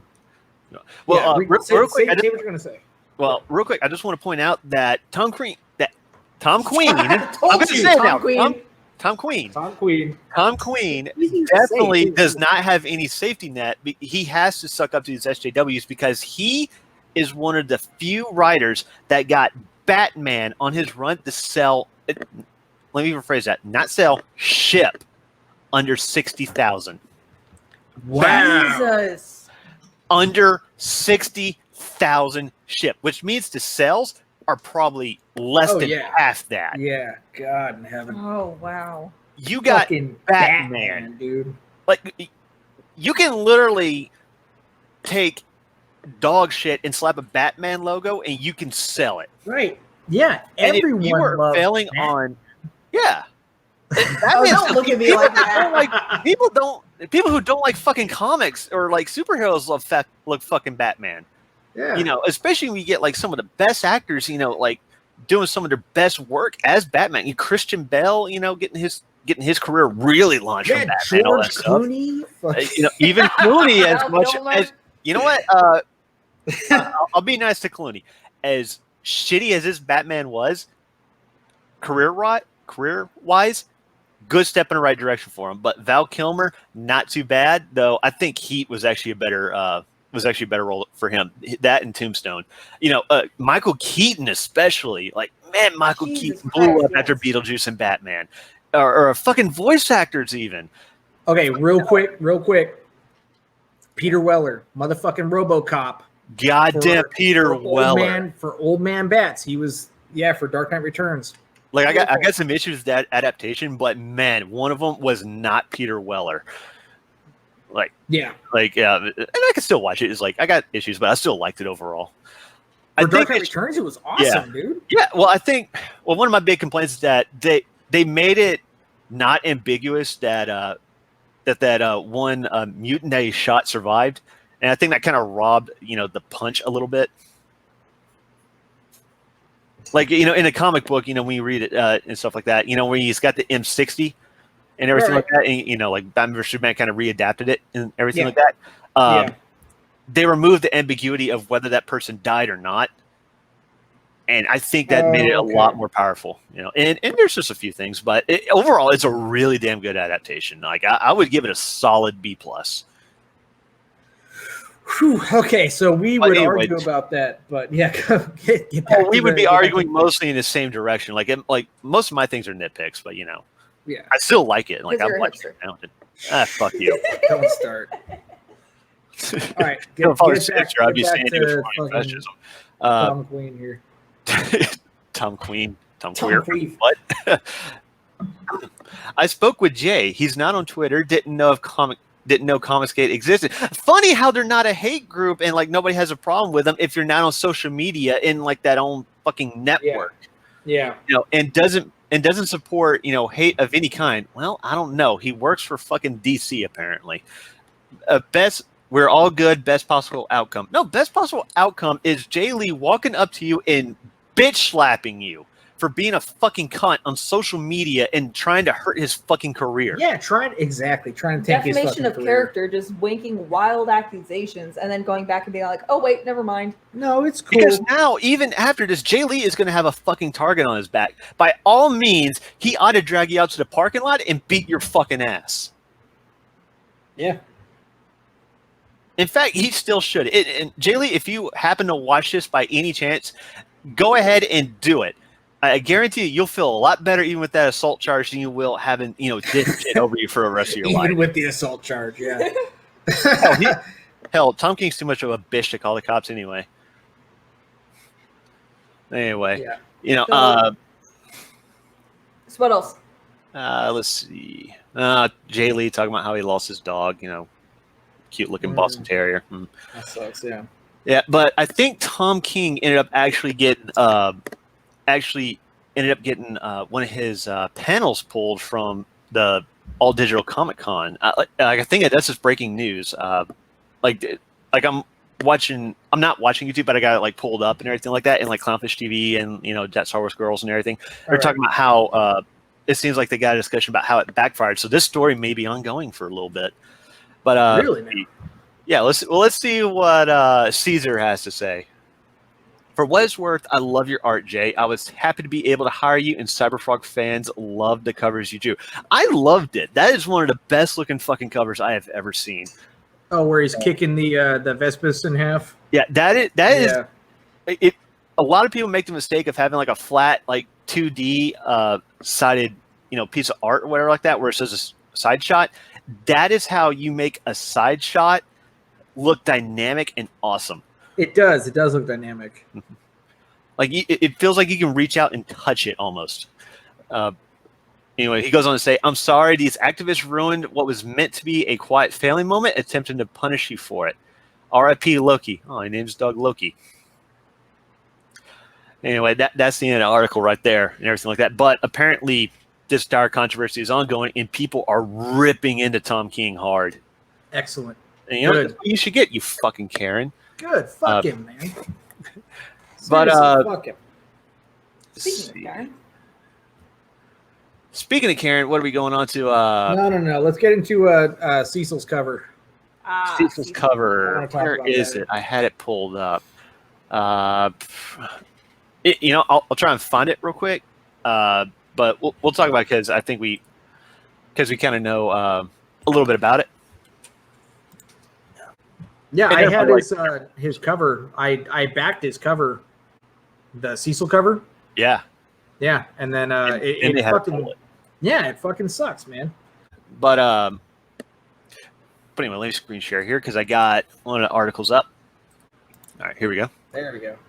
All right, so Dynamite does covers with a lot of people that are ComicsGate and ComicsGate adjacent, like they did Ethan Van Sciver Vampirella covers, which I got all of them so far. I think I even got some of the ones where it was the 4 different versions, the black and white, the Virgin cover, and stuff like that.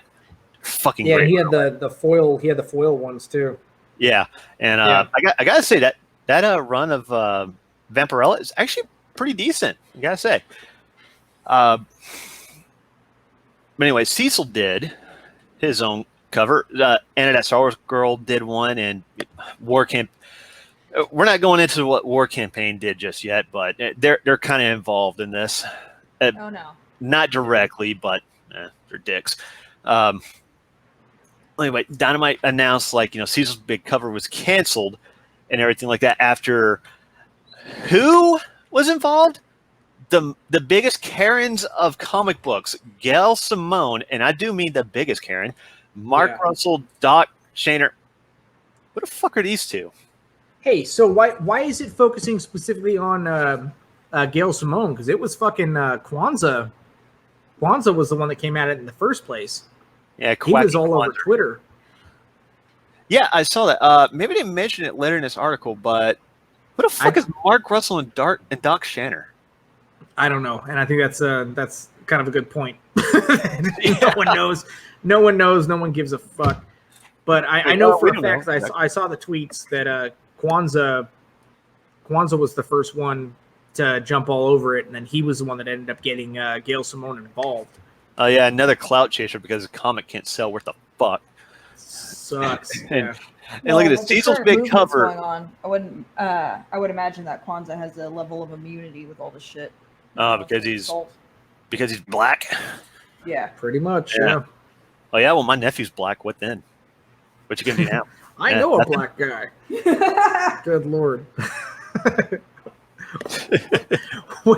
Way to say you're not racist, but sound like a racist.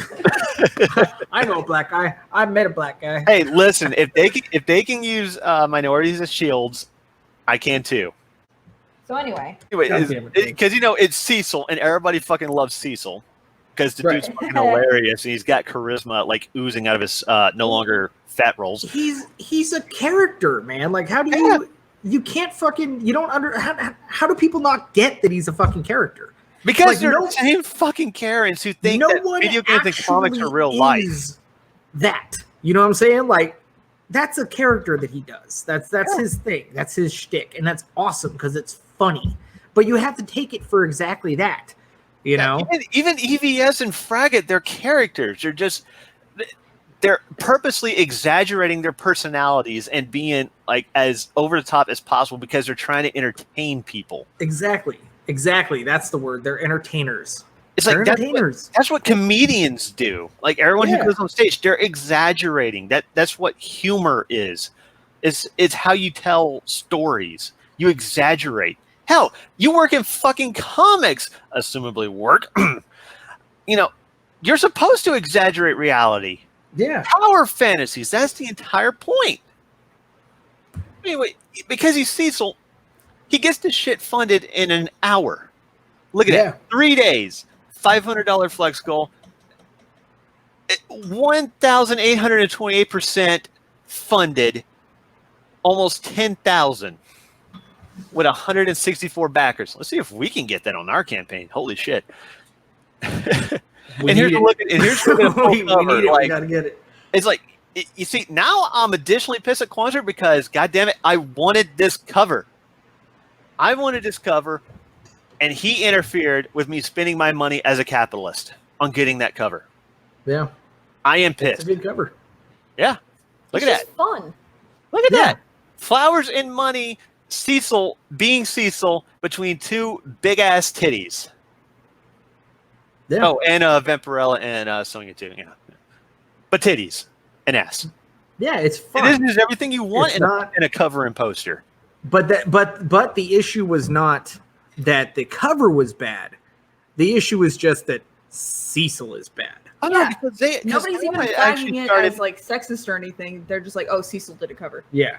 Because Dynamite is actually releasing other covers, whereas like 3 women in like what is essentially bikinis, on their covers and stuff like that. So obviously, I don't know. It ain't because the cover is sexual. Because look at these characters; they're supposed to be sexualized. She's a fucking Robert E. Howard character. Like you can Google Vampirella in 3 seconds. Yeah. There's old comics of her where she's showing like bare titties. Yeah. Where she's covering nothing but blood. Yeah. Yeah. It just it was like blood. No, not even blood. Like straight up. Yeah. No, it's So go ahead. Sorry, I had a cough. So Dynamite releases this statement. In speaking with Cecil, neither one of us realized the cover would be so polarizing. Is it polarizing though? It's not. It's just a handful of cunts. Yeah. That's not polarizing. Those are just cunts. And you work in comics. You should be used to those cunts. Hell, not like they're buying it anyway, so what do you care? Yep. They're not moving forward with the cover's campaign. So if they're not buying it, the only thing I can assume is they're strong-arming them. This is extortion. So Dynamite, if you're being extorted, like they're threatening you, there's laws against this. And I'm sure you record their phone conversations, like most companies do for like customer service quality and shit like that. Right. Take them to court. End them.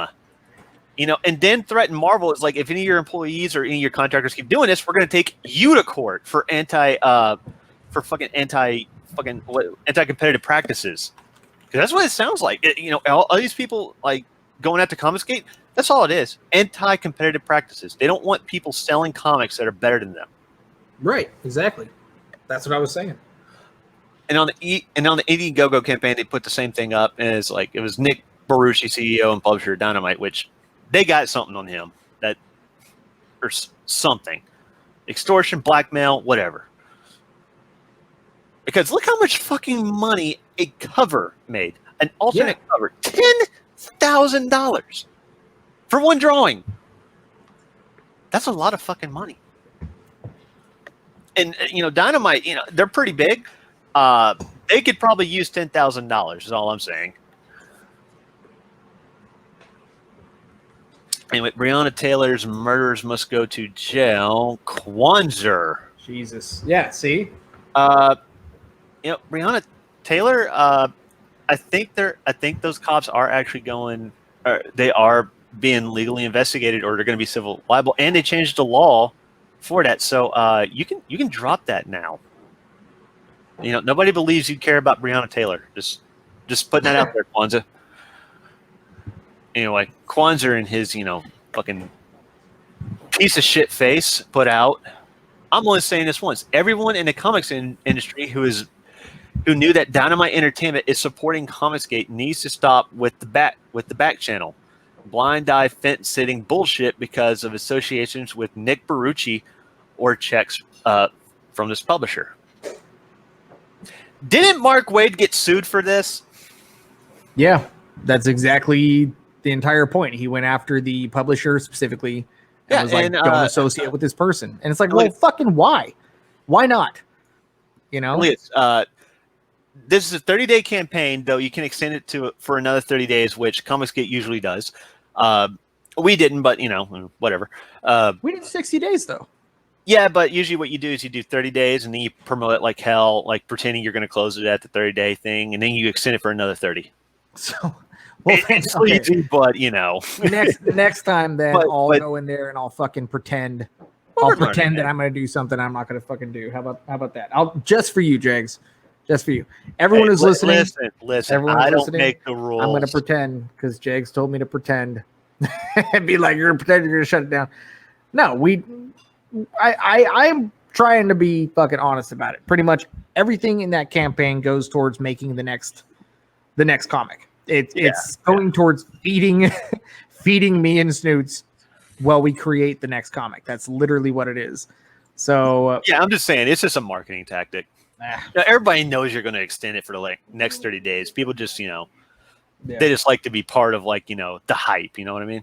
Yeah. Everybody loves to be part of the hype. But look at that, $10,000, 3 days. That's going to be by the time that 27 days right there ends. That could easily be over $100,000. Oh yeah, for sure. So Kwanzer, Cecil could decide to sue your ass for how much he could have lost. At least $100,000, I bet. He could do it. He doesn't have to do it right away, but he may be looking into a lawyer and doing it yourself. I don't know. I don't know what he's planning on doing. That's up to Cecil. But we'll put it out there right now. You come after us like this, we're not going to be nice like the rest of ComicsGate. We will come after you. I think what Cecil did, because there's so many drama and scandals and stuff like that going on right now, for the grace of the person he did the cover for, he just backed out quietly. And that's why everything went down the way it did, because he's polite enough to not drag somebody into a crusade. Yeah. Yeah. Well, he also they salvaged the cover. Did you see that? Yeah. I saw it, and it was great. They used Heather Swain and Malin's character, the vampire girl. So, the undead chick. Lilith, yeah. Yeah. See? Oh my god, fucking Graveyard Shift was so good. I enjoyed the hell out of that. You getting part 3? When I got money, yeah. I just moved. I'm broke as shit. That is all of our answers now. Absolutely.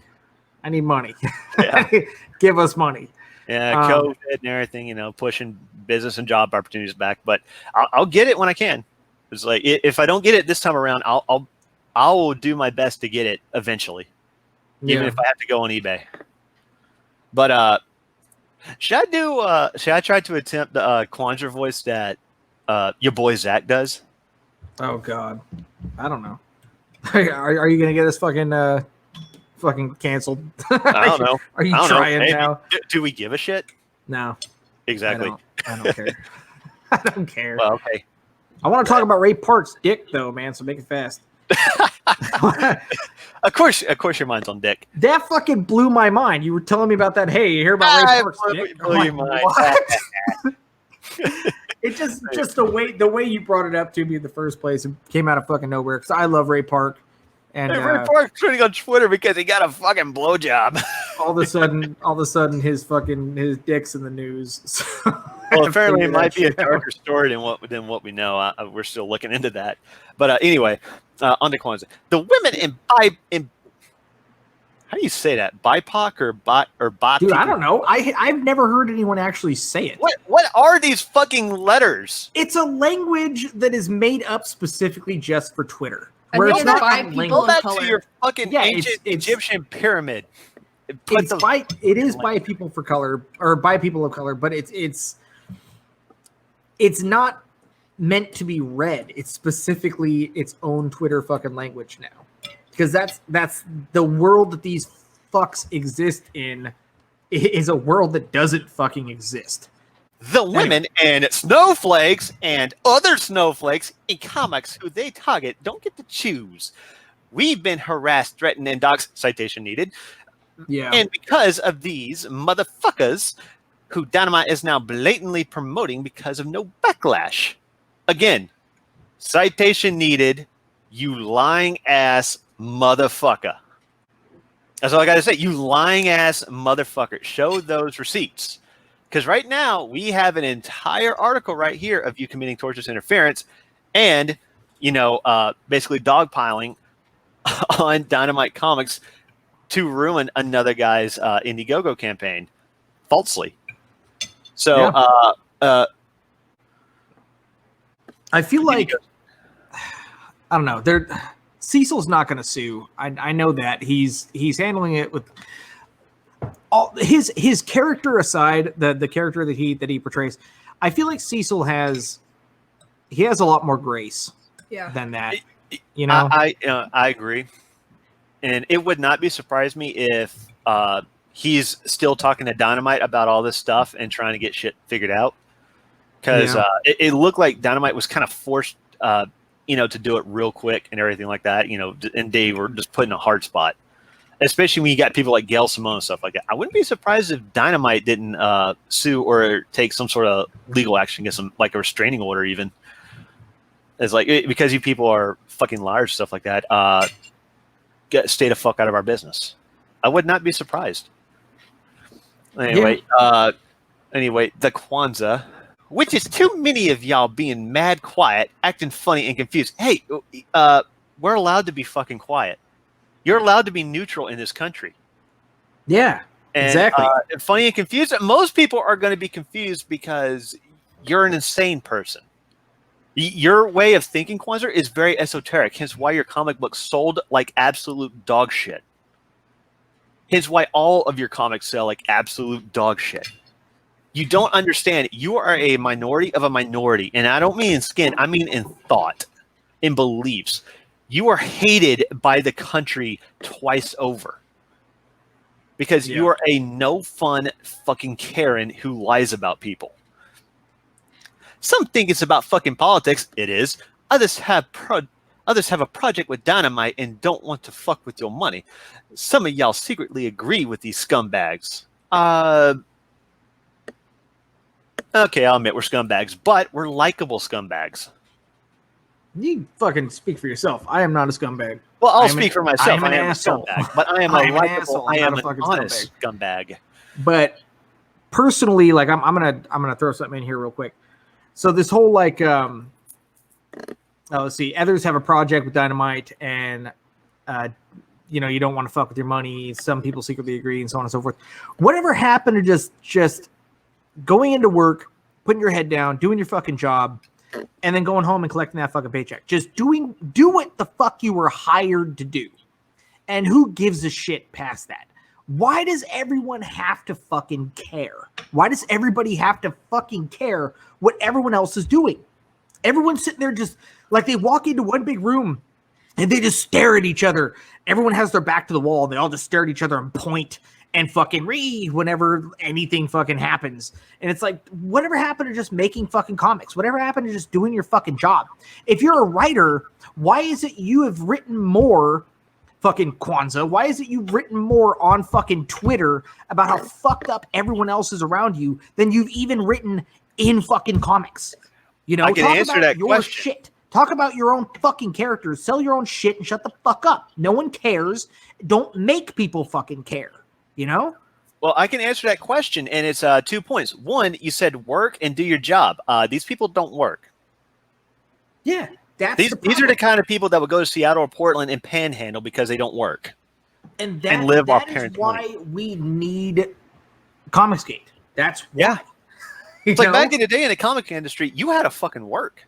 You worked for it. That shit was a job. And like, you know, back in the day, you can send your portfolio to hundreds of people and still get rejected. But now you shame someone on Twitter for being sexist and racist, and all of a sudden you're at the top of the fucking company. What kind of shit is these that? fucking like the majority of writers and artists at Marvel, they can't write or draw.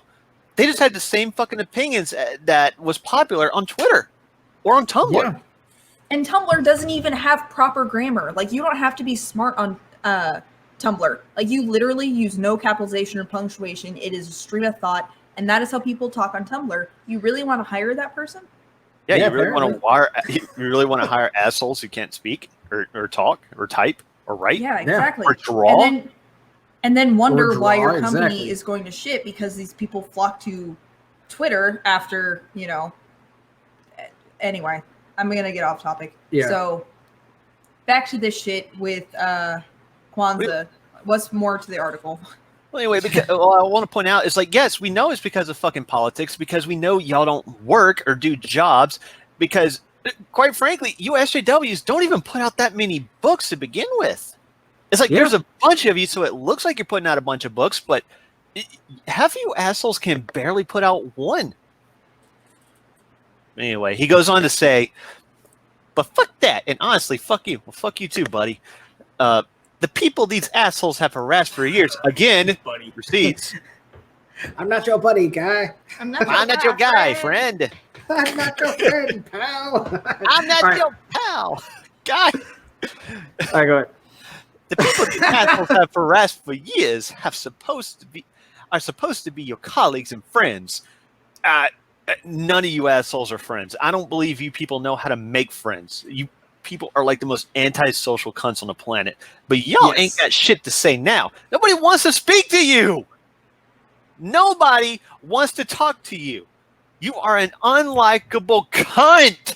And hey, real quick, let's throw this in there. This whole but y'all ain't got shit to say now. He's one dude yelling into the fucking ether. No one has anything to say because no one gives a shit. Like, that's it. He's fucking mad just to be mad. Probably because it's the only fucking thing going on right now. No one has anything to say because it's like, what the fuck are you even talking about? Cecil? Who the fuck is Cecil? Like, you know, they're like, these fucking people are probably just like, what the fuck are you? Oh, okay. Oh, it's this guy. Oh, it's a ComicsGate thing. Fuck. Are we still being mad at ComicsGate? All right, I guess we need to be mad at ComicsGate, you know? So, then Gail Simone's like, I wasn't staying quiet. I was just thinking. Just shut the fuck up. No, you weren't. Just admit that no one fucking cares. Does Kwanzaa have anything going on with Dynamite? Is he writing anything for Dynamite or anything like that right now that you're aware of? Nope.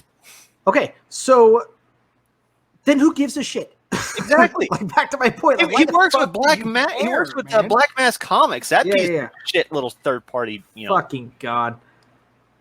So why the fuck does anyone give a shit what fucking Kwanzaa says anymore?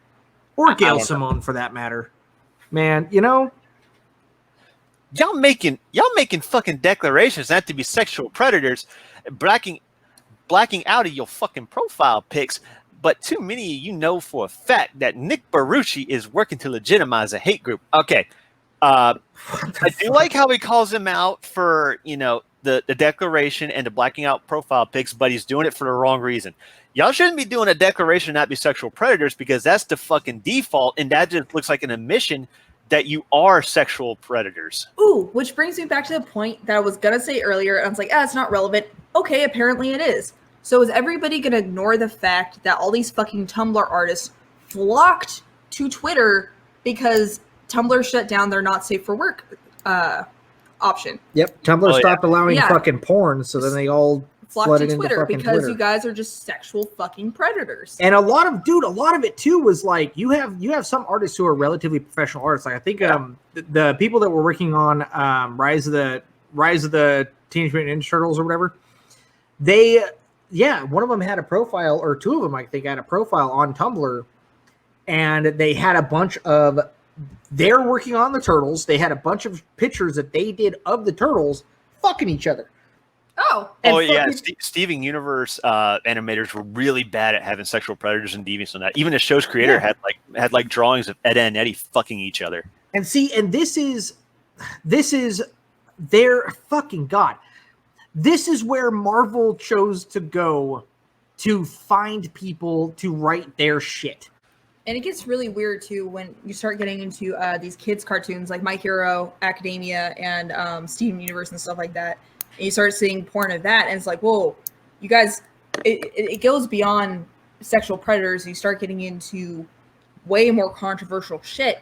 And like we were saying earlier, where it's just like these people didn't grow up and realize you're fucking adults. You need to start acting like adults because now you guys are doing like legitimately harmful shit and they don't realize it, or they do and they don't give a fuck, which is worse. I feel like you start getting these people who start making outlandish accusations about y'all are sexual predators. Sir, you associate yourself with worse people, like people who are legitimate, like that side of like people who have been actually caught like grooming. Yes, exactly. To add to what she's saying here, in his own thing here, he's like, oh, you guys are over there talking about all the sexual predator stuff and, you know, all this kind of shit or whatever, when what you should be mad at is Dynamite Comics working with fucking Cecil, just a dude who puts on a mask and talks a bunch of fucking shit as shtick, essentially. Like, really, are we actually that far in fucking clown world now where it's like, yeah, you guys are over there calling out people for being groomers and sexual predators and whatnot, when you're just letting fucking Cecil draw a cover or whatever with fucking with tits on it, you know, like that's what we should be mad at is fucking Cecil, because you're giving money to someone we disagree with instead of calling out the sexual predators and shit that you guys all got from fucking Tumblr. Yeah. All right, let's finish up this article. Anyway, fucking silence. Yeah. Now that it's become a entirely fucking different conversation.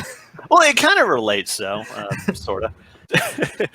This is fucking bag of garbage. You know, Twitter handle is a goddamn homage to one of the most notorious scumbags in this hate group. Y'all cool though? How the fuck is Cecil hateful? How is he notorious? What has he done? Cecil is like one of the funnest, nicest, most likable people on the fucking planet. But he can also be like a dickhead. But then again, that goes back to his character where like he makes fun of everybody. Yeah, that's his character. He's just kind of he's a shit. He's just kind of a shit. He's not even like really a dickhead. He doesn't even like really, you know, like all the people that I've seen him like go off about or whatever was because that person did some shit. Yeah. You know what I'm saying? I know he's very loyal. You know, he has that thing where he's very loyal to his friends, you know. Yeah, he's an Italian. Italians are like extremely loyal to their friends. He stated himself where he's like, you know, anyone else who tries to you know, come up and call themselves ComicsGate or whatever, I'm gonna scrutinize the shit out of what they're doing, kind of thing, you know, and make sure, because we've been burned before. And Ethan was like, well, you know, I still have a couple people that I'm trying to get over here and whatnot, you know, so they're good. And he's like, yeah, but that's because you have friends. I don't have any fucking friends, you know, so I get to be like this. Like, if you're gonna start some shit, Cecil's gonna figure you out. You know what I'm saying? Yeah. Cecil fucking Malin they're gonna find you out, man. They're gonna find you out, and they're gonna call you out for that shit. And that's not them being fucking assholes. That's them calling you out, rightfully so. You know? Yeah. And on the flip side, if you're friends with Cecil and Malin and you're not being a dick and you're getting fucked with, they'll have your back. I've seen them do it. Like, they'll have your back 100%. And they'll make sure you win. Yeah. But it's like most of the time that Cecil is making fun and like being dickish, he's mocking himself more than anything. He's self-deprecating more than insulting others. It's funny. It's like if you've seen the trailer for Cash Grab of how ridiculous Cecil looks just in the walk cycle alone. It's hilarious. It is. And it's his whole comic is making fun of himself. Like he's basically an Always Sunny character. He's the protagonist, but he's also my god, he's in a room. Frank. Yeah, he's Frank. he's ComicsGate's Frank. That's awesome. He may be the star of the show, but damn it, he's also the worst person in the room. That's his character. Wait, does that make Ethan Dennis? Ethan seems like he would be Dennis. It's the implication. Yeah, I think he would be Dennis. And what would you say? Malin is. I think Malin would be Matt. He'd be Mac. Yeah. And then I don't know. If oh no! Charlie. Then Franco would be Charlie. Franco can't be Charlie. Yeah, I think Franco would be Charlie. Nice. Charlie's pretty nice too, but I don't know. Charlie's also but also Frank is intelligent though. It just reminds me like what comes to mind is Charlie Work or whatever that episode's called, where like Charlie's like the mastermind of the bar. He's the one who keeps the bar running. Yeah. And everyone's like, "What the fuck are you doing, Charlie?" And he's just like, "Goddamn bitch, you goddamn bitch." Oh, D, you goddamn bitch. I don't know. We'll have to figure out who D is later. But anyway, we're so off fucking topic too. Well, listen. Hey, you know what? Enjoy the show, people. Yep. Fucking ADD, man. This is fucking bag of garbage. His Twitter handle is a goddamn. I just read that. Times are that tough because of COVID? Well, I'm not getting into that. Don't fucking DM me. Don't fucking talk to me at a con once the quarantine is over if you aren't talking or if you aren't taking an active stand against this fucking absolute bullshit. If you're not with us, you're against us. No, keep going, man. Jason's just gonna go off the cliff, like off the rails, off the cliff. Keep going. All right, Jace. What's the rest of the article? Yes, if you think I'm not talking about you, I'm very much am talking about you, and I am mad as fuck at you. All right, stay mad. Stay mad, bitch. The song is about you. I wonder if he was specifically speaking to Gail Simone. He might have been. This might have been like his fucking, raising the flag moment. Well, she's like the only one that had anything to do with fucking Dynamite. That's why I was like, who the fuck gives a shit? Like, no one cares. Dynamite's, they're not one of the big, huge fucking companies. You're right. Gail Simone did have a lot of stuff doing with Dynamite. Yeah. Yeah, I wonder if he was straight up calling her out. I wonder if he is trying to take over spot a fucking queen bitch of the SJWs. I wonder if Kwanzer is going after Simone's. This might be a power play, man. This might be some infighting we got going on. I would not be surprised. They eat each other. Because they fucking eat each other, man. Do y'all need a fucking performative graphic for your profile pic to speak up? Say no to it. Your side is the only one with fucking hate. Nothing that goes, oh, look, the fucking whale speaks. Yep. All right. Here's the thing. I'm not being silent for career reasons. I'm not being silent at all. You gotta, Jace. You gotta get the fat fucking the jowl going. I'm lost 110 pounds. It's hard for me to do it now. You gotta get that fucking. I'm not talking about a minute to process something personally disappointing and sad. I'm talking about doing that on your timer. Don't know what to say. Where's my cake? My personal, very disappointing. Taking a minute to process this fucking cheesecake. Okay. All right. We can't finish this fucking article like this. So just fucking. So yeah, I think you're right. Gail Simone was being signaled because she's in here having to speak and run her fat fucking mouth just to run her fat fucking mouth. You know, in virtue signal because they're fucking sociopaths. Wish I had time to process my emotions while ComicsGate doxed me and posted my address and pictures of my wife. Oh, so he is married? When? Does your wife's boyfriend know? When did that happen? And how the fuck do we know that was ComicsGate that did that? So again, receipts, motherfucker. Do you have them? But fucking go off. Good morning, #comics. Guess I'm still fucking angry. This is the next day, right? This is the next day that he's doing this. Yeah, because he still has that angry dildo in his ass. This fucking thing where he's like, "Yes, I'm still angry," because no one said anything, because no one gives a shit. He's mad now that no one cares. Yeah, there was only 8 retweets. Nobody commented. No one cares. A few likes. Kwanzer. They're like, who the fuck is Kwanzer? Well, they actually don't show how many people who comment anymore because Twitter's coded like shit. But yeah, I don't think a lot of people commented anyway. It's like, yes, it's still too fucking quiet about Dynamite supporting ComicsGate, and if you're still fucking confused about them being a hate group, go look at my fucking mentions today.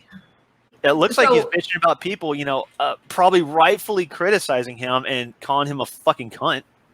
Well, one thing I find confusing is he's like, hey, people don't at me, don't mention me, I don't want to have anything to do with this, but I'm going to turn around the very next fucking day and at and mention a bunch of people and call people out. Yep.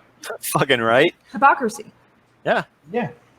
Y'all seem to think I need #comics more than I need women, bi, people of color, and LGBTQA, XYZ creators to be able to make them free of marginalization. Who's being marginalized? Because right now, you getting a bunch of pros to gang up on Cecil, you're marginalizing people in ComicsGate. They're just trying to, get their foot in and do business. And I would call that harassment and threat. Which he goes on to say. I would actually, harassment and free of marginalization, harassment and threat for existing. Well, that's what they do. I know. They extort. They're a fucking union mob. Yeah. They're a union mob. That's what they are. And they want you to pay your fucking dues to social justice cults. I give negative fucks if anyone wants to work with me or buy my shit if it means the above or not abuse. Well, goddamn, dude, nobody buys your shit anyway, so I guess you wouldn't care. you got to chase clout and probably get daddy to support your ass. I don't know. Maybe your wife supports your ass. Yeah, he keeps going, dude. Damn, you people tweet too much. That's what I'm saying. Like he tweets being angry about shit more than he even fucking writes. We don't give a fuck about each individual thought that pops in your brain. Why don't you calm down for a second, write a post so people can actually analyze your thoughts. But you don't want your thoughts to be analyzed. You're being emotional and you're just bitching about it. If you want to preach, go to fucking LiveJournal or whatever. All right, so Jags, here's what we should do here. Let's pull up our campaign and let's actually pull up I already got it pulled up. Oh, well, fucking la-di fucking da.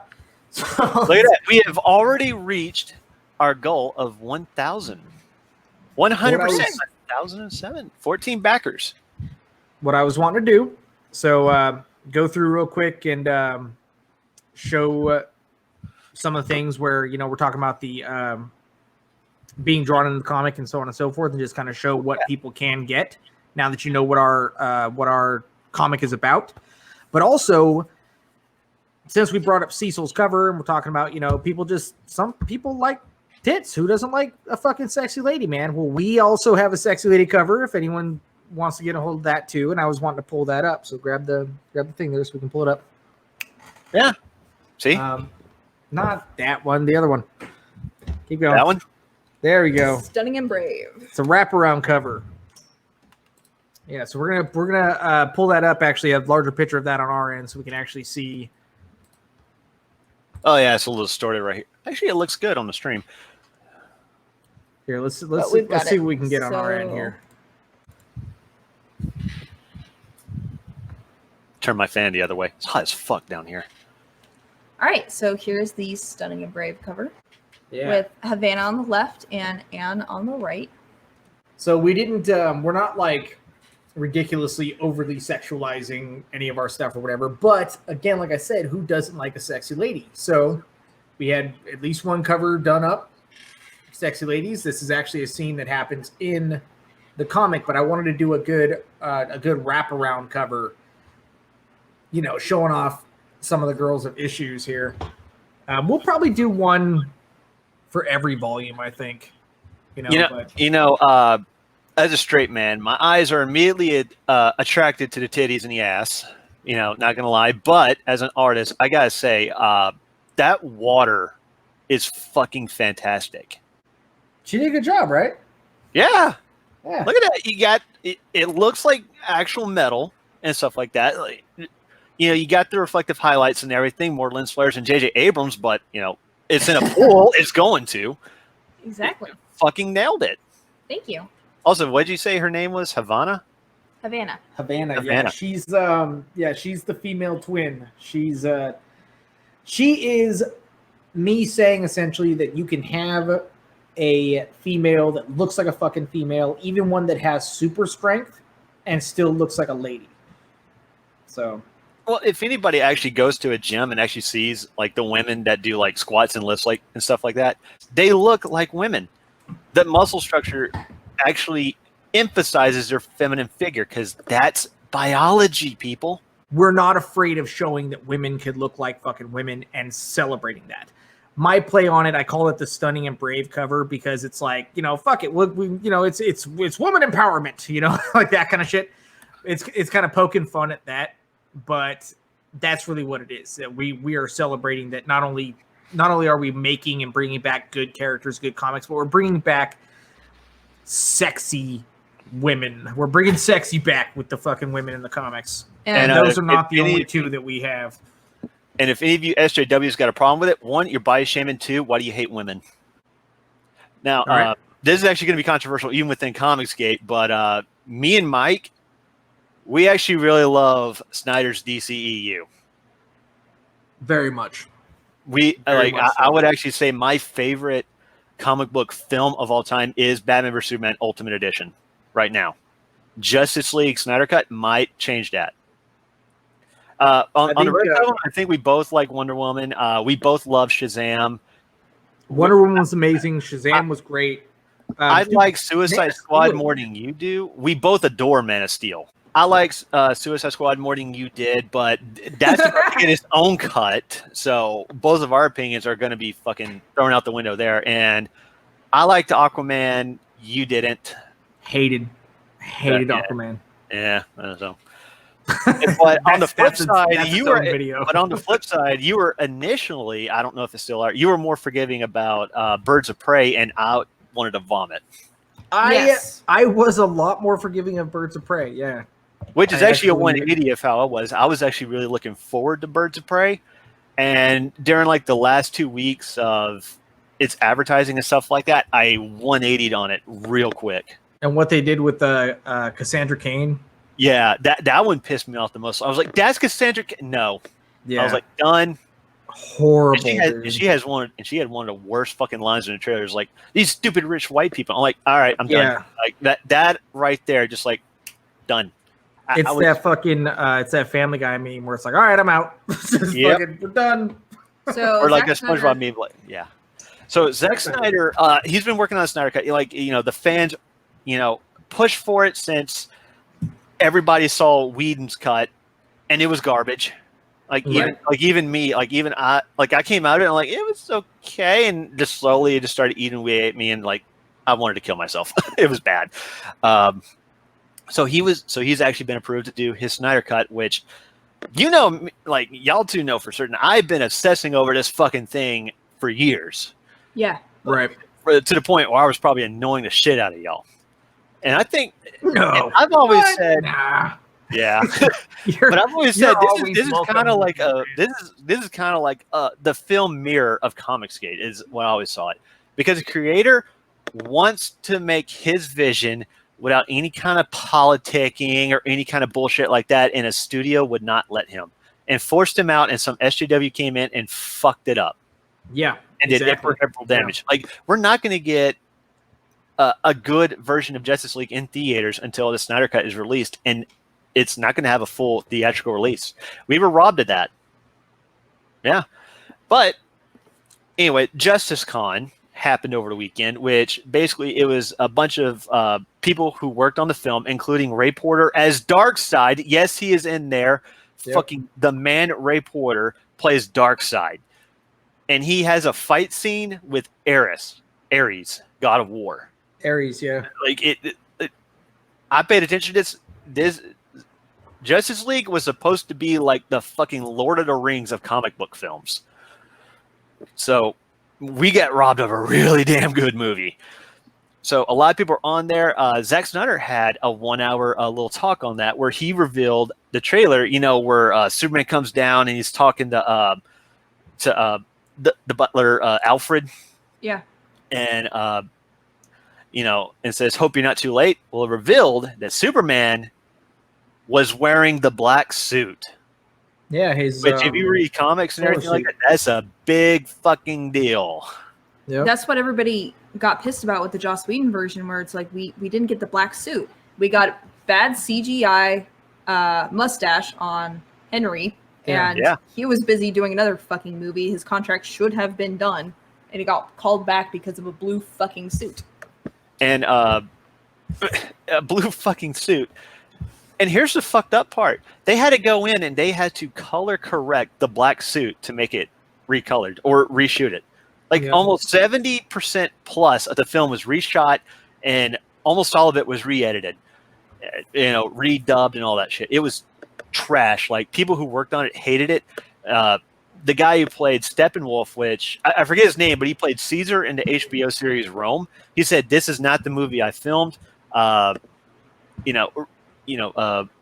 guy who played Cyborg, Ray Fisher, he's came out and he's been just dogging on Whedon, and like several cast and crew had just been shitting all over him because apparently Whedon's a fucking asshole. If you know me, you know I fucking hate Whedon. And everybody knew that, like, back in Firefly, but nobody gave a shit because half his shows got canceled. He never got put on big ass projects like this. Yeah, Joss Whedon has a known of abuse, you know, on set and everything like that, and like having like weird, you know, treatment towards women and everything like that, and just being a creep. If anyone's read his rejected Wonder Woman script, my God, yes. It's disgustingly fetishistic. But so, what did Snyder do this weekend that is getting such? Basically, someone asked him the question. Let's see. They'll have it down here. On the panel, Snyder asked about some potential misconceptions about the upcoming project. Some fans are claiming that you are going to use some of Whedon's scenes, which you are not, are you? And for anyone, I don't know how he can, because Whedon's such a fucking amateur filmmaker. It's like it would look so out of place if he did. Snyder vehement response left little doubt about how he felt about that idea. There would be no chance on earth that I would use a shot that was made after I left the movie. He even emphasized that he wouldn't have anything to do with the project if he wasn't guaranteed to have full creative control over it. There would be no way. I would destroy the movie. I would set it on fire before I would use a single frame I did not photograph, he stated. That is fucking hard fact. Yeah, beautiful. He should stand his ground. As hard as he got dicked over, he should not compromise. And for anyone saying he's being harsh, Whedon kind of deserves harsher, to be honest. You know, especially like this is a man who had his entire fucking DC universe planned out, start to finish. There was even a shirt that actually gave like cryptic hints that kind of told the story. And I won't go into it because it kind of spoils a lot. And I'm hoping they're able to salvage a lot of it. And this company and this director went behind his back, exploiting the death of his child, and fucked him over, leaving him with the blame. So, kind of off topic, what I don't understand either is that a lot of people aren't talking about not only did Joss Whedon fuck up this movie, but it almost seems like directly intentional. And what I mean by this is with what was it? The Guardians of the Galaxy guy. He helped his brother with the DC movie, I believe it was, and Disney flipped their shit and fired him off of Guardians, the next Guardians movie, and it took everything to like move the universe to get him back in a Disney contract. And then Joss Whedon, a Disney director, turns around and goes over Justice League like it's no fucking problem. Like nobody's gonna point that out yet. Like I haven't heard anybody talk about that. I think what she's saying is that Marvel and Disney have a huge issue in their contracts of not doing any work for a competitor or any work with DC or anything like that. Yeah. Yeah. And it was totally fine that that Joss Whedon, who has all these ties with Marvel and Disney and whatnot, that he goes over there because she's saying that it seems more like they were allowing him to go over there and destroy something that a competitor is working on. Yeah. I would not put it past him. I even thought exactly. before the movie came out, is like, there might be a chance Whedon is just here just to sabotage the movie. Exactly. That's the point I'm trying to make. So like a lot of people think the same way. They think it might have actually been direct sabotage. Yeah. I haven't personally heard people talk about that. So I just wanted to bring it up. And there's not a lot of proof unless some DMs and stuff leak.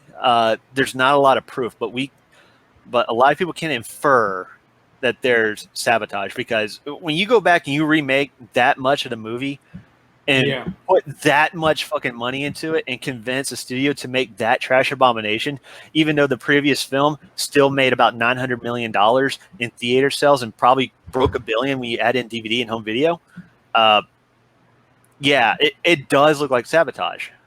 And like we've seen Disney do it before with the Dark Phoenix and what was the other one? The Venom movie, because they wanted to make their own Spider-Man iteration, and they're like, well, we can't have Venom do this, we can't have Venom do that. It's not your property. Yeah, Sony has the property. It can't be a hard R. Like they wanted to make it an R, and it couldn't be a hard R. It's Sony's movie, but Disney kept on shoving their fucking face in it. And so we've seen them do it before. It's not that far of a stretch to say that they probably gave DC Whedon. Well, they fucking destroyed Dark Phoenix. Dark Phoenix was supposed to be an entirely different movie. They also think because they wanted to use that story. But I also think they have direct connections to all these review sites too. Oh, so, I was even saying when BVS came out, there's no way this many people think this film is this shitty with these kind of arguments.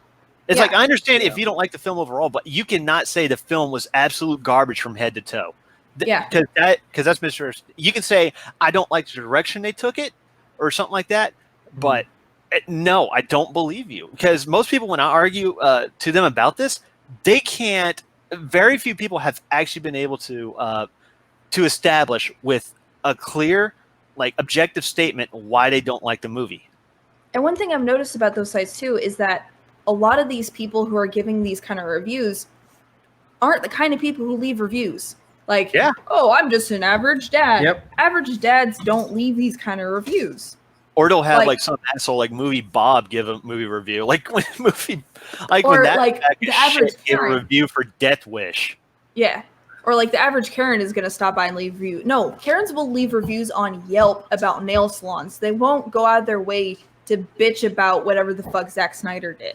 They don't give a shit. Marvel. It's not their world. Why isn't it funny like Marvel? Fuck Marvel. Hey, do you have the since we were talking about Snyder, do you have the video pulled up for Snyder for the black suit and all that? You want to watch it? Yes. Where is it? I just had it.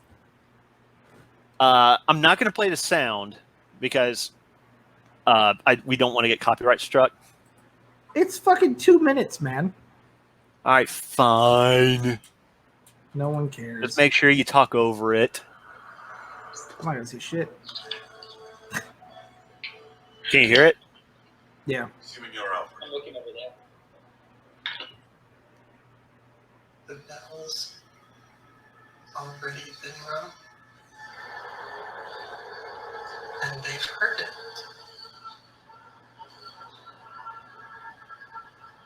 But in the dark, among the stars, being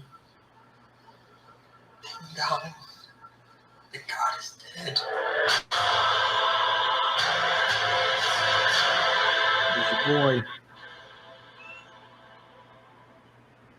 Woo! Yeah, the rest of it's just a bunch of random shit. But let me point something out here. Rorschach. Actually, that's Hope in the background. What is it, girl? She's just happy. That dark side army right there, yo. Yeah. That's what we were robbed in Justice League. Ray Porter as fucking Darkseid, my friend. Now, is this supposed to be his original invasion of Earth? I believe so, yes. Because Yeah. Steppenwolf reinvades.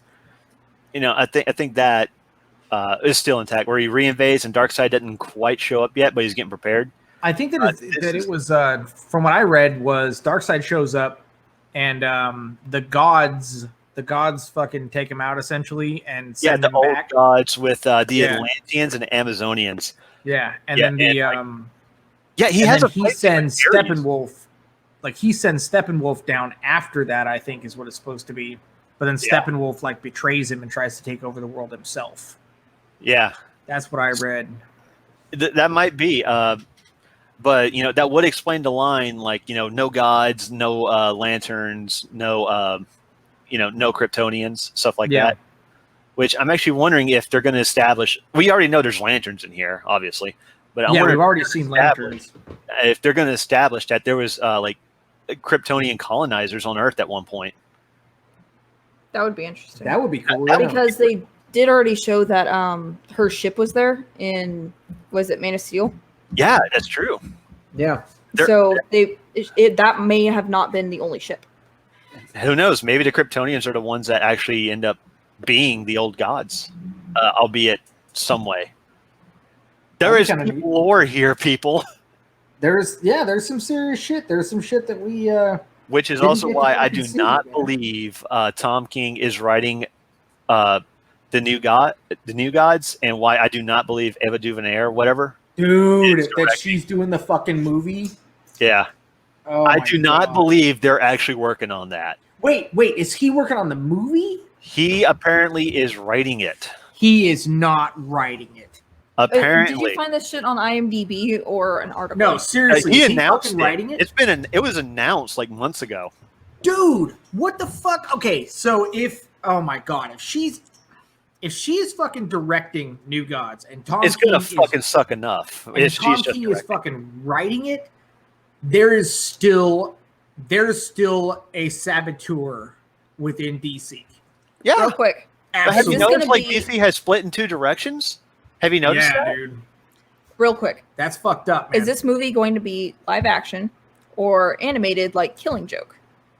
If it's animated, I will not give a shit, and I'll be okay with that. If it's live action and part of the DCEU, that is bad. That's because they have already started. Because if they announced it when they are, and they have not, and they have already started production, and we're about to get Snyder Cut's release, which will be canon, we're going to have major contradictions and just lore discrepancies. Well, hell, there already is, because they went forward with Aquaman with there's so many. I know you like Aquaman. Snyder actually saw Aquaman and everything. He actually helped fix the script a little bit like that to make Aquaman's character more like he was in the Snyder Cut, as opposed to how he was in the Whedon Cut, where he was just a fucking dickhead. So I don't think there's actually going to be that many lore discrepancies there. No. Okay, if I could finish. In Aquaman, there are some discrepancies where he's talking to the fucking redhead Mara. Yeah. And he's just like, yeah, I've never been to Atlantis before. Well, you were in fucking Atlantis in the Snyder Cut or in Justice League.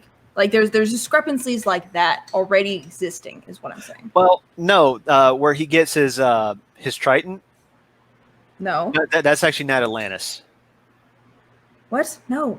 That's what you're where did he go to Atlantis in the Snyder Cut? When he goes and he confronts what's his face? That's what she's talking about. What do you? I don't know. The big ass battle where Yeah, you she's just remember like, we need a king. Yeah, when Mara goes and No. gets him to confront Steppenwolf, that's what she's talking about, man. Yeah, but that wasn't in Atlantis. Where was that? It was an underwater city, but it wasn't Atlantis. I call horseshit. And also, no, they established in Aquaman. There's like an entire civilization. There's more than one city. He flat out knows in Justice League. He flat out knows who Mara is, and she's like, "Oh my god, we need a king. You gotta come back." And he's like, "I get fucked." And well, yeah, they know because they got connections, but yeah, but hold in on. yeah, no, shut up. In fucking Aquaman, she shows up and introduces herself, and is like, "Oh my god, you're that guy. My name is this, this, and this. Call me Mara." Because he's like, "Who the fuck are you?" That's a legit discrepancy. Yeah. He legitimately says, "Who the fuck are you?" And she introduces herself. But in Justice League, they know each other in Justice League. And like in Aquaman, he doesn't have like a suit or anything like that. And personally, if I had armor like I had in Justice League, I would wear that to go meet the King of Atlantis. Personally, that's what I would do if I was doing any kind of like. There's legitimately some shit that changed between that movie. So that's just the shit I'm calling out. I don't want to get in a whole thing with Aquaman because I know you love Aquaman. I The point have to I'm rewatch saying, Aquaman. I don't remember Mara like reintroducing herself or She anything. does. Oh, yeah. Absolutely. There's actually, it's funny as shit because there's this flat out fucking jump cut in it. Dude, Aquaman, there's some shit to Aquaman. I watched it again. My daughter really likes it. I both hate it and actually kind of like it at the same time. Like a roller because coaster. it is, yeah, exactly. Because it is entertaining. But there's a few parts where I'm like, what the fuck? Like when Mara comes up, she's walking up out of the fucking out of the water river. she walks up on And the then, boat dude, dock. Fuck. She walks up out of the fucking water, and then like the camera turns or whatever, and then you hear this splashy sound, and you turn around, and she's in a whole other fucking part of the thing. Literally, like you could tell that it was two different scenes that were shot, or two different things that were shot, and they spliced it together. Oh yeah. Because she's all of a sudden behind them when you see her walking up alongside of them, like she's walking up towards their side. Then all of a sudden there's a splash, even though she's essentially standing in like 6 inches of water when you last see her, and then she's up behind them on a fucking dock and walking up behind. It's like, dude, that movie to me, like I would not be surprised. Jags, I'm telling you, I'm going to call it right now. I'm calling it right now. God damn it. I would not be surprised if someone comes out and goes, "Hey man, there's a different cut of Aquaman that I wouldn't be surprised either. That specifically ties into the fucking Snyder cut that had all this other shit that was already filmed, and that is why there's so many weird choppy things in Aquaman, and why all of a sudden there's so many like tonal shifts, like how in Justice League there was shifts of like, wow, dude, the world's going to be destroyed, and then all of a sudden it was like Aquaman acting like a fucking stoner, and you know, just everyone's a fucking jackass all of a sudden, and you could tell that it's Joss Whedon. In Aquaman, there's parts where it's like all of a sudden it's like they're playing the rom-com fucking thing, and it's like, dude, like is he fucking smart? Is he supposed to be the smart, strong dude that just kind of doesn't want any of your bullshit, or is he a dumbass? You know I feel like what? someone else jumped in there and fucked with that movie. Like I feel like there's a really you may be movie onto something there. You may be onto something because when I first saw it, I was like, yeah, it feels like they cut it down a little bit. You know, I it noticed feels like they that, chopped the shit out of but that we fucking know movie. that's what happened to Suicide Squad too. Like Exactly. if you follow, Exactly. like, y'all don't follow David Ayer on Twitter, but I do. He has revealed like his cut is almost as completely wildly different as the Snyder cut. And So that's what I'm trying to Why say. did they cut? And why did they cut up Suicide Squad? Because Why'd they they wanted cut it it to up? be more like Marvel. And Exactly. yeah, exactly. They wanted it to be more like fucking Disney Marvel, and they cut out a bunch of shit that ties into Snyder's thing, right? Yeah. So yeah, They cut out Jared Leto almost entirely. Guaranteed. I'm telling you, I will put money on it. I guarantee they cut up Aquaman for the exact same reason. That is why there's little like all of a sudden she's Little Mermaid. What's Little Mermaid? Fucking Disney. They have all these Pinocchio references and shit. You know what I'm saying? All of a sudden, this You might be shit right. is in there. I'm starting to really buy into like there's still a saboteur in the DCEU. I think fucking So- Disney got people in there. So- They got people in there because that was going to be a way better story than we got with Avengers. Yeah. And Avengers would have looked like shit if we got what Zack Snyder planned. If we got what Zack Snyder planned and we got a Zack Snyder, like a true version of Suicide Squad and a true version of Aquaman, yeah, dude, fucking Civil War. I forgot about this. Yeah, Civil War was awful. It's been claimed that Civil War actually stole the script to Batman vs Superman so they can make it first. That's actually been going around since like forever. Yeah, so dude, what I'm trying to say, corporate sabotage, like man. with the recent shit with this lady doing the Eternals and stuff like that, where if it's live action and you guys were like, oh yeah, it's going to completely fuck up DCU, it's already fucked up. It's been fucked up and nobody's calling it out because Disney has money in everyone's pockets and nobody can say shit because Disney, you cannot shit on the mouse. Disney has their hands in everything. It's okay. I know it makes me sound like a fucking conspiracy theorist, but look. Is it a conspiracy when half of this shit gets proven true anyway? We already know they buy tickets and buy out reviewers. Show me the receipts. Look at the money, follow the money, and it's not conspiracy theory at that point. It's fact. Zack Snyder. Okay, so we will see. Here's the thing. It's always going to come out. The truth is always going to come out. If the Zack Snyder cut is that much better than what we got from the MCU, that means they fucking knew.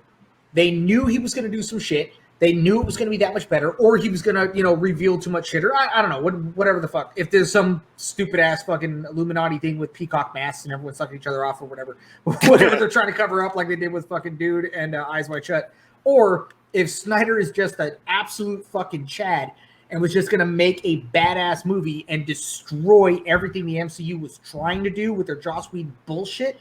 You know what? Considering how Man of Steel turned out, I would vote for that because Man of Steel is the only movie I've seen where its trailer got applause in a theater, not a convention, just in a regular theater. Because I was like, "Oh, this movie's gonna be fucking good." They were playing that Lord of the Rings Khazad Dune music.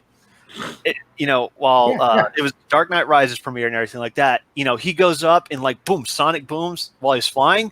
People were like stunned, like, "Oh, this is gonna be good," and all of a sudden, claps. I'm like, "Wow, a fucking!" I remember got applause. I don't even remember where I was, but I remember the first time I saw that trailer. I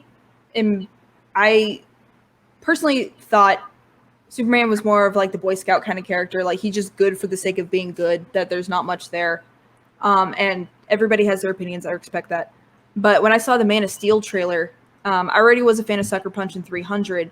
And I saw Man of Steel. I saw that he had the beard and he was in the fire and the wreckage and stuff like that. Just that first glimpse in the trailer, I was like, I need to see that. Yeah. And then it's revealed that's a Superman movie, and I couldn't give a shit. I was like, that is the backstory to Superman that I've never seen that I need to see now. Well, that's why me and Mike like Man of Steel so damn much. It's like it's not the Mary Sue Superman, which a lot of writers fall into that trap. It is very much a, Superman has these morals. Let's show you why he has these morals. Let's show you why he is this good and virtuous person. He can do bad. He can do evil, but he actively chooses not to. That's the problem with a lot of all of these other Superman writers. Like, they just make him blanket like too good.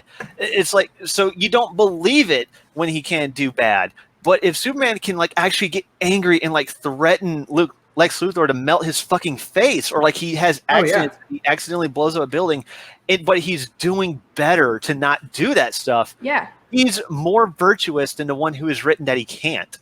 And it shows a beautiful backstory to where when we do get that super crisp, emotionless Superman later, we see why. We see that when he gets emotional, he can completely level city, and he doesn't want to do it again. Which is also a very similar reason why I think me and Mike really love Shazam. That, and it was just a good, like, just what do we call it? A sincere movie. It was sincere. It was fun. Cynical. It was. It was fun. It was legitimately a breath of fresh air. Billy Baxton did not have to go through that trope where he has his powers ripped away to learn his lesson. He learns it himself. He knows he did wrong, and he's like, wow, I did wrong. And he fixes himself. That's why he was so likable. Yeah. It's like that's what you want to see. You want to see characters grow. It's like this is where you cross into just having characters that are Mary Sue's, or sometimes even worse, where they're relatable but they're not compelling. I think Snyder with Superman nailed being compelling while having a little bit relatable. And it's because of that little bit that you can relate to and how he grew up that made him so compelling. Because it brought him down just a little bit of a notch. No longer a Mary Sue. It's like he has a conflict. He has a reason why he believes what he does. He has convictions he stands by. You want to make a character compelling, conviction. That is why people like evil villains so much, like the Joker, because he has convictions. That's why people like Zod so much, because he is so adamant about that. And Man of Steel was on TV just the other night, and it was Michael Shannon's scene where he's giving a speech about how he was bred to be a soldier and how he was going to take it out on Superman after he destroyed the world engine. Yeah, dude, that is such a good fucking scene. I'm getting goosebumps thinking about it. That man's acting in that movie was Michael fantastic. Shannon he absolutely just killed that scene, man. That whole role he had, dude. Where he's like, when he finds out fucking the dude's natural born and shit, he's like, fucking heresy. Oh god, that's so good. And that's right before they freeze him and his crew and launch him into space and a bunch of big old penises. Yeah, every line he delivers, he looks like he's about to wreck. Yeah, yeah, like I believe he would be a world conquering villain. I believe it because he is so adamant about doing things the Kryptonian way that he was bred to do. And so when he comes again, and this is actually another thing I really like about Man of Steel. When Clark is getting bullied as a kid and he's knocked down against that fence, pay attention to what book he's holding. It's Plato's Republic. I thought you were about to say Excalibur again. Well, no, Excalibur is actually the movie that came out. God damn it, James, I was joking. Yes, we know. But it is Plato's Republic. So the entire film is actually an argument against against like two forms of utopia. Like there's Superman, he's the all-American, anti-Nietzschean Ubermensch. He's the American Superman. He is an individual through and through, a God-fearing, down to earth, ironically, down to earth, farm boy. And then you got Zod. He's bred. He has his role chosen for him, like in Plato's Republic, but taken to like the evil extreme, kind of like, in communism or fascism and stuff like that. So what we're watching one of the most pro-American superhero films without beating you over the head with it. And that's actually why they were a little bit overt with the product placement, because truth just the American way. Capitalism. Right. Yeah. Yeah, and a lot of the Christian themes and whatnot too. I wonder if, hey, you know what? That's actually getting back to our one rant about there being a conspiracy essentially to sabotage everything that Zack Snyder was creating. So his thing was launched with Man of Steel. Man of Steel very much is pro-American and pro like that Christian ideals kind of a theme to it. What if all of these fucking people and whatnot that are in Disney's fucking pocket, well, who does Disney fucking bow to? Who's the only thing that is fucking higher than Disney, essentially? China money. China. Yeah, exactly. And so, now that China is having their own little economic collapse, and now Disney is having their own little collapse. Yeah, it's weird how all that shit fucking comes into play, man. And I honestly like, back to what I was saying with the Snyder cut, is that if that does turn out to be better than what we could have gotten from, or better than what we did get with Avengers and everything, which I'm not totally anti the MCU. I actually really did enjoy Avengers. Oh, I like the first Iron Man and Hulk. There's a lot of it that I like. There's a lot of it that I don't like, and I did get very tired of everything just being super formulaic. I really did enjoy that. The one thing that everyone's like, oh my God, I didn't like that, is that Thanos flat out fucking killed everyone and then just walked away, essentially. It was just like, all right, peace out. And then it just roll credits. I was like, yes, it's about fucking time. I knew everyone was going to get brought back, but it's about fucking time that one of these things ended differently, Right. But back to Snyder, we could have been robbed from something ridiculously fucking amazing in all of these fucking movies, because like Man of Steel was fucking awesome. Suicide Squad could have been fucking awesome, and It may still be awesome. I know. One of the big things that people keep saying, though, of all the changes that were made in these different movies is they cut out and reshot a bunch of shit that tied it into Zack Snyder. Even before Justice League, even before fucking Justice League and whatnot, they were like, why the fuck would they willingly sabotage Suicide Squad and cut out a bunch of Zack Snyder ties and whatnot doing so? Oh, one of the big before fucking things, Justice League even happened. You know what I'm saying? One of the big things they changed in Suicide Squad is that the villains, the Aztec god kind of things, that big old blue beam into space that was like destroying bases and shit like that. Yeah, it wasn't doing that in the original cut. Those were boom tubes for Darkseid. Yeah, they were. So it was already going to tie into Zack Snyder's shit. So if they changed all that, that means to me they had already planned on removing Snyder. I think that Disney was like, nope, you got to get him out of there. You got to tell a different story and whatnot because he's going to fucking ruin this for us. Yeah. Way back, even when they were doing Batman vs Superman and Suicide Squad. Yeah. So, like, if not a direct. So like Suicide Squad cut out a shit ton of time with Batman. Which what did Joss Whedon do as soon as he got Justice League? He cut out Batman as much as possible. He cucked Batman hard. It's the same action in two completely different movies in two different years that are not even supposed to have anything to fucking unrelated. do with each other as far as the people making it and shit. Yeah, I wouldn't put it past him if they were making Ben Affleck's life miserable, where he had to drop out of directing and starring in the Batman. Exactly. I would not put it past him because we do know that. They do fraud their tickets and stuff like that, with Captain Marvel. Oh, yeah. We do know they sabotage stuff with Fox. We do know they're very monopolistic. And we do know they have stolen script and done corporate espionage against the DCEU, or at least we have strong evidence for it with, Batman vs. Superman versus Civil War. And for anyone who says that Civil War is better than Batman vs. Superman, meet me in the parking lot. God damn it. Fascist. So violent. I fell asleep during Civil War.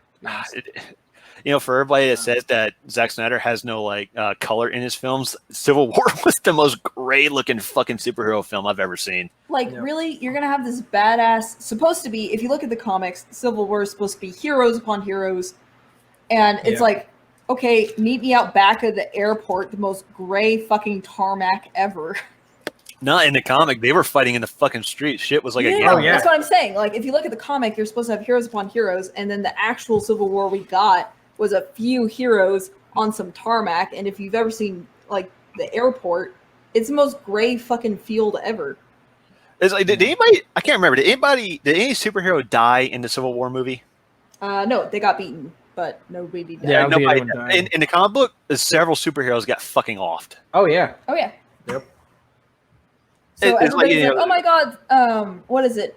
Endgame was amazing, and they killed people and stuff, and just that was supposed to happen 3 movies ago. It's like, you want to talk about, consequences for action, superheroes dying. It's like DCEU, second movie in, Superman gets fucking killed. Yeah. Come on. One studio clearly has a bit more nuts than the other. Fucking Robin gets revealed to have been killed by the Joker, which, by the way, in Suicide Squad, they make a gag that Harley Quinn may have killed Robin.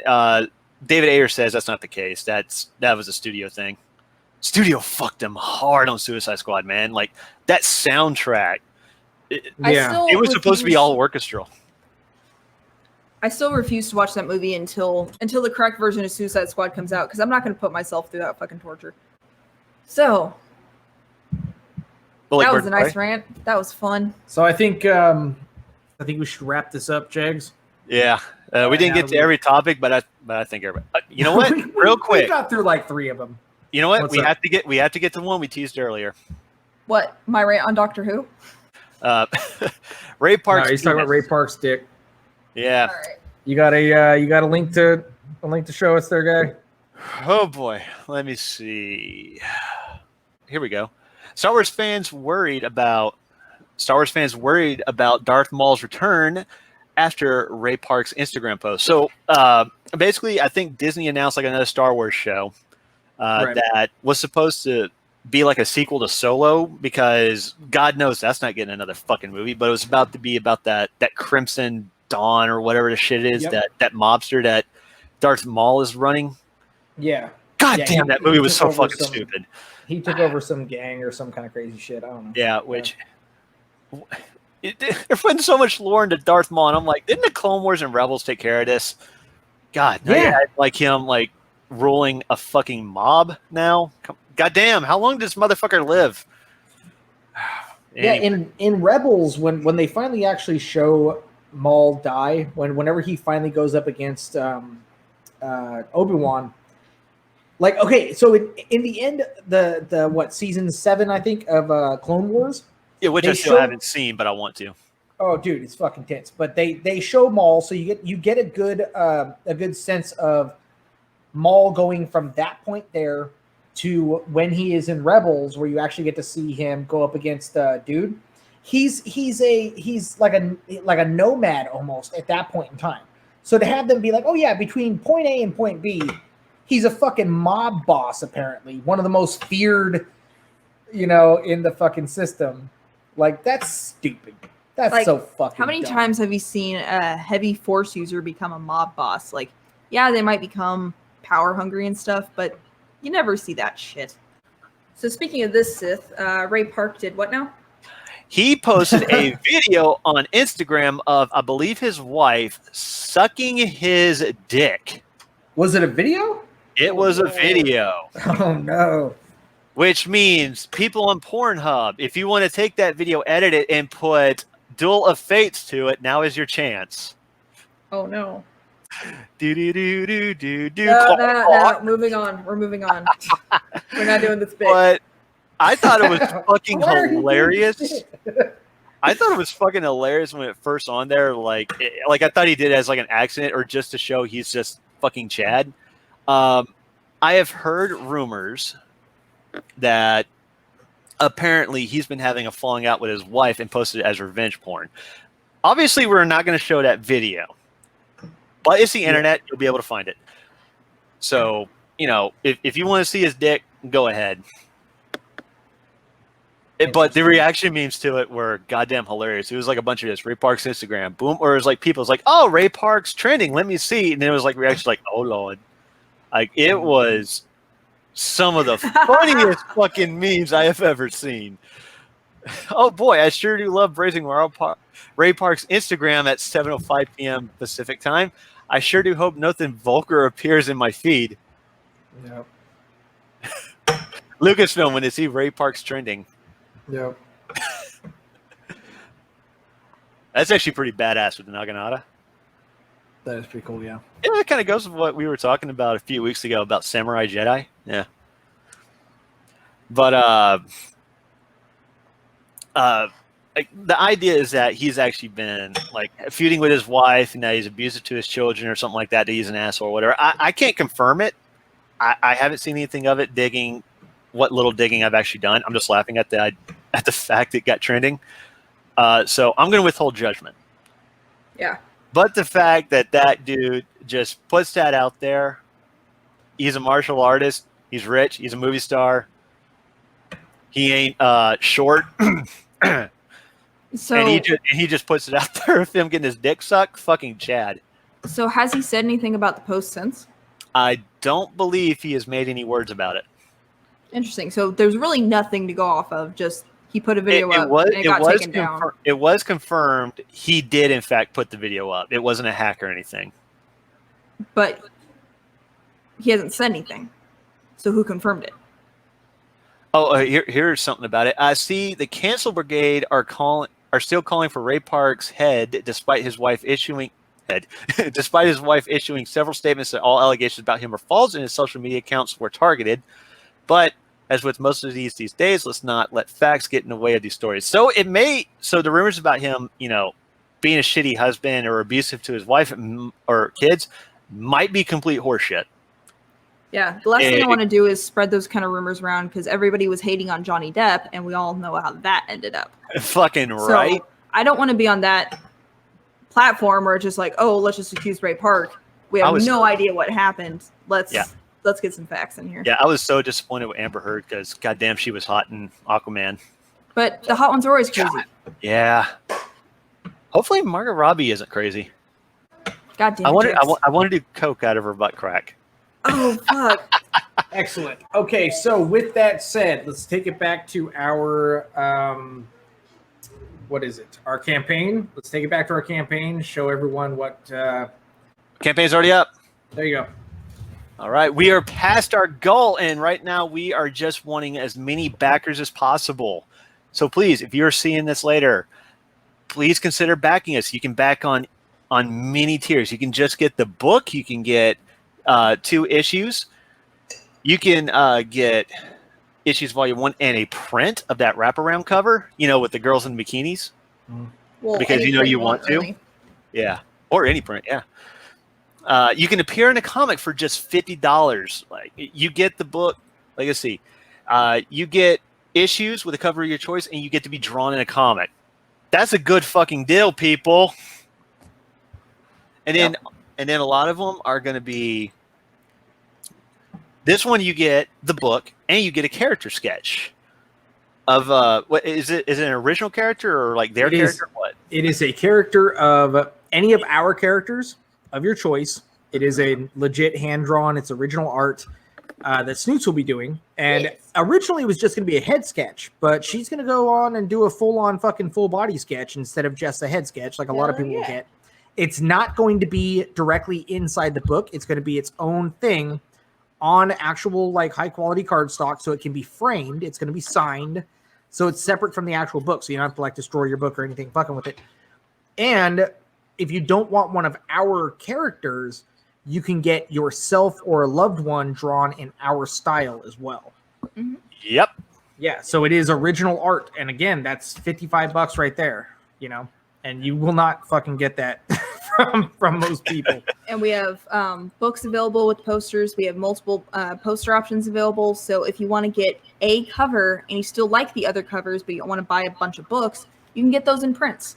Yeah, so, you get those. You got choice and variety, people. Yeah. And this one, all 3 covers, I think that's self-explanatory, but you do get all the covers that are shown here and everything like that, plus that wraparound cover, which I want that on my wall.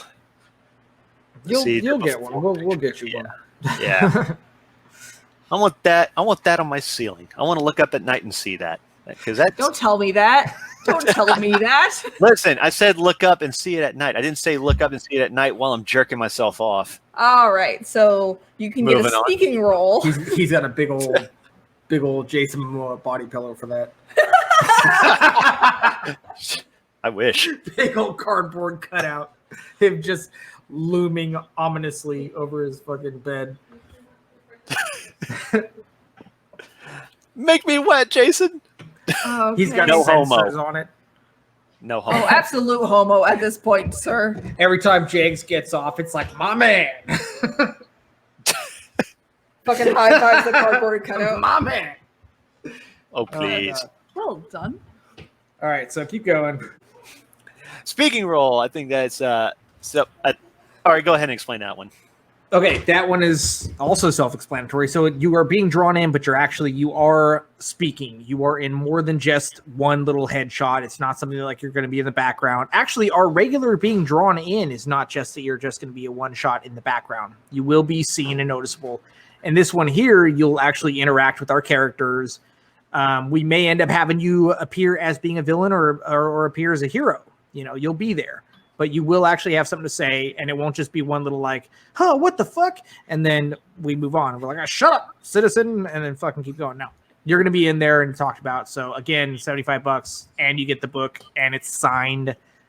That's a great deal as well. And I need to point out, these are limited. Like 1 out of 15 has been claimed. These are limited. Like obviously we can't have hundreds of people claiming these. So, first come, first served. Right. I believe we are keeping the background characters open, though. Yeah, the being drawn in, that one there does not have a limit because, again, it's a full city. It has people. So however many people get in there until I turn it off, when it's like, yeah, we have enough, but I will eventually you're just going to run out of panels. But yeah, exactly. But then you have the Fight a Hero tier. So we have 2 people that already backed that one. And that one will be that you will either be a rival hero or you will be a villain, and it'll be a real thing. You'll have a power, you'll have a name, you can message us and tell us what you want your costume to look like, but it'll be a real thing. And it's not just a one shot, like you're just going to be seen in the background get knocked out. You will be there, you're going to talk a bunch of shit, and you guys will fight. It's a real thing. I already have a couple scenes planned out for it. It's not a one-shot fucking deal. It's a real thing. And for $125, again, getting the book and having it signed, it's a pretty killer deal.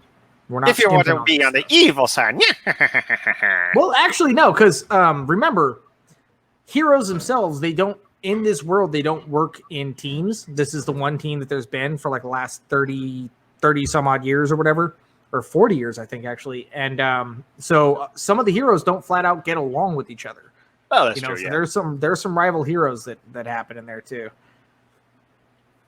So yeah. Yep. It's a trope at this point that heroes got to fight each other. It is, but we do it better. I blame Alan Moore for this. All right, so this one here, if anyone's actually listening to this one, and we get down to the be featured, so I have a featured character in mind, and I can't say anything about it, and that's what kind of sucks. So I've had two people claim this that were friends of mine already. This has already been claimed twice. They were friends of mine, and I had to tell them, hey, you're going to have to claim a different thing or whatever, because what you're wanting, I can't do with this character. This character is a specific character I have in mind, and I can't say too often much, but it's going to be one of those characters that's like kind of a talking shit, like not a full-on antagonist, but antagonizing at least. Like it's going to be talking shit. It's going to be one of those like I want someone to punch this guy in the face. So if you have a knack for wanting to talk shit and poke fun at people and things like that or whatever, this might be the character you want to be. But being that it's a featured character, it's not just in this in one panel. It is in this through the whole book, and he does or she does have a guaranteed spot in the second book as well. So this is for appearing in two books as being a featured or highlighted character. Awesome. Yeah. And only one person can claim this, so if you're interested, hurry up and get it. This is a one-time, dude. Stop clawing at my chair, Rorschach. Oh. Fucking cats. All right, hey, this one here, the child's art. So I have two things that's going to be happening here with fan art. So the one of them is going to be in our next stretch goal. So I have the one stretch goal that we just hit was to have spot UV covers where it's like a matte cover, but part of it is glossy, so it's just fancy looking. And I really, really, really wanted to do that, and I'm super glad that I can do that with the perfect binding and everything, just looking really professional. The next stretch goal that we have is I'm going to have a fan art contest where people can send in their art, and instead of just being like, oh, I'll pick our favorite one, and it'll be in the back of the book. We're going to pick our favorites, so multiple favorites, and you can actually have your fan art be used in the comic as chapter breaks. So we'll actually put it in there as an official part of the comic. And then we'll still have people being featured in the back of the book as well. But, the ones that do the best or that we like the best or that even fit the scene, we'll put it in there. This one here, though, when I was thinking of that in the first place, I started thinking of, kids sending in, like, say, if these heroes actually existed, having, like, your kids be a character that's somewhere in that world where they had sent in fan art to the heroes themselves, and I'm actually going to have them get that letter, get that fan art in the mail, name off your kid by name, and see it and go, wow, like that's going to be one of the things that in the first book, at least, that I have it down to where it's like, wow, like we actually, we're doing something here. Like one of the first times where they really feel like heroes again, that the populace loves them again, that they have fans again. And I will feature that art, and they'll hang it up on their fridge, and it'll be featured and shown as part of actual continuity, as canonized in all three of the volumes. It'll be there the whole time. I have other things, but it's spoilers, so I don't want to say it. I have other plans for this art as well. But initially, your kid will be called out by name And there will be a special thank you when we sign the book as well. There'll be a special thank you to the kid as well for the comic or for the art. Yeah, so this isn't no this isn't no half-ass featuring either. We're going all in, so you will be satisfied. I very much like I've said numerous times. This is very much a love note, and I really want the people that we have featured in there, even if you are featured as a villain and you get beat up or whatever. I want these people to be excited to see what they do and what we do with them. I want, a kid. I want a kid to be like, dude, my shit is in there. Like that's my stuff. So even when they grow up, they be, hey, this is really cool. My art, I drew that. Like all the things that we as comic book fans, when we were little kids, the things that we wanted to see or with that we fantasized about doing, where like, oh, someone looked at my art and was like, that's great. Back when we were kids, when that was something that we thought about, I want to actually give that to someone. I haven't seen anyone do that yet, Awesome. And next one is video chat with us. All right, so it's another one for a speaking role. However, this one is you get to talk about who you want to be. Well, it's going to be yourself, but whether or not you want to be a hero or villain or whatever, what you want to do in it. Pitch lines to us of what you want to say. It's not like we're just writing it ourselves wherever you end up fitting. This is for someone to, hey, let's talk about a character that I want to be in the book.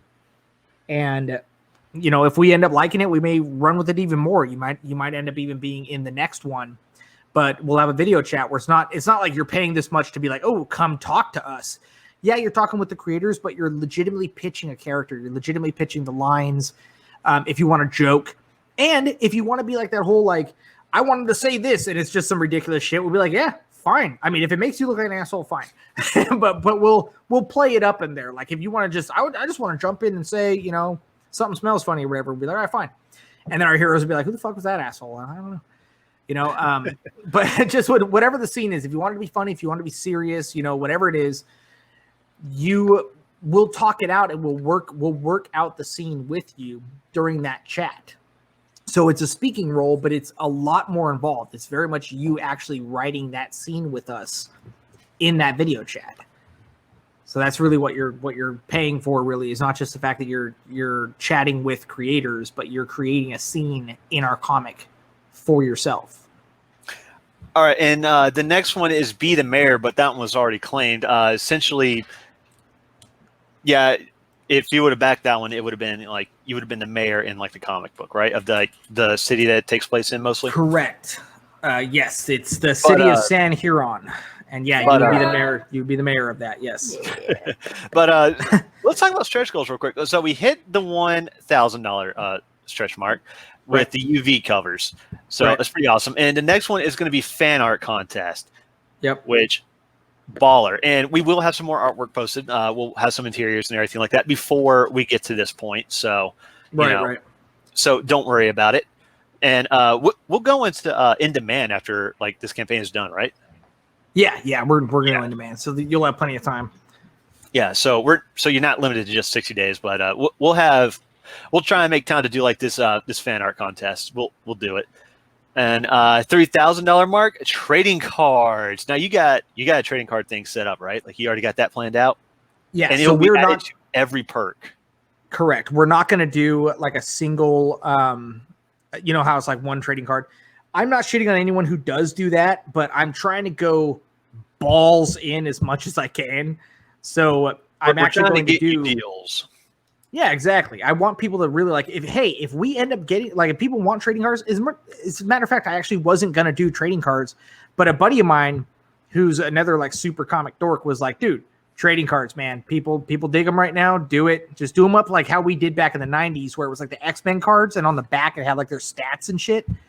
So I was like, all right, yeah, fuck it. If that's what a fan wants, if that's what fans want, we'll do it. We'll have trading cards of all of our main characters. We'll get those made, and those will all be added to every tier.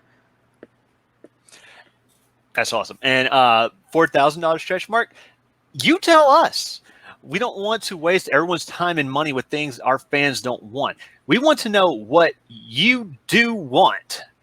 every stretch goal 4,000 and up is up to the fans. You guys tell us, within reason, by the way, what you want to see, and we'll try and make it happen for you. Like, don't try and be like, hey, can you add in an actual fucking sterling silver coin and everything? I was like, God damn, you got to bag more of these top tiers before we start doing that. we don't even know how to fucking go about doing that. But the remember, this is our first campaign. We're working the kinks out. Don't bankrupt us. But I wanted it to be like one of the things is that there's a lot of people that do like. Yeah, there's coins. There's a lot of people that do coins. Again, I wasn't even going to do the trading cards, whatever, but someone already said they wanted it, so that's why I added that 3,000. It was supposed to just be the fan art contest and the UV cover, and then whatever you want. But someone said trading cards, so that's really how it's going to work. Is that hey, if someone backs us and they get in on the comments and they go, hey man, or even if they comment on one of our videos or on Facebook and go, I really want to see this. I really like that. Titan Mouse of Might has a big Titan patch or whatever, and I want to be able to put that on my jacket or whatever the fuck, because it's, yeah. I don't know, like personally, like I've backed a lot of things myself, and there's a lot of extra added shit that to me I'm like, I already have a bookmark. I don't need another bookmark. I don't need another patch. I don't need another button. I don't need another fucking sticker. But that's me. This is not being done for me. This is being done for the fans. If you guys want a fucking patch, fine. If you guys want a bookmark, fine. If you want a signed picture of my hairy ass added to everything, fine. it's what you guys want to see. Let's not go back to buttholes. It's not about you, Jake. It's about the fans. You let them speak for themselves. If they want to see a man's ass, they can see a man's ass. They can see this is America. No, but that's really what it is. I don't want to shove a bunch of stuff in there and have people go like, huh, like when they open the thing, just go, all right. And then it just goes aside, or it gets shoved somewhere, or gets thrown away, or given to their kids. Like there's a few things like with stickers and whatnot where I've given the stickers to my kid, but I want people to be like, I got this and I got this. So far, if they want trading cards, cool. But everything I've added so far has been like, that's making the book better, or it's featuring people, or it's featuring you more in the book, like with the fan art and whatnot. But if you want to see other shit too, we'll fucking get it done, man. Within our reasoning, of course. Yep. We already have. And yes, we do work for you. This is what our campaign is surrounded about. Well, we're trying to give you the best deal possible while giving you a great comic book at the same time. And trust me, with everything that Mike has pitched to me about this story, I would not be on it if the pitch was dog shit. I would have said no. And Mike can confirm that. I would have told him, hey, trust me, if it was shit, I would have told Mike.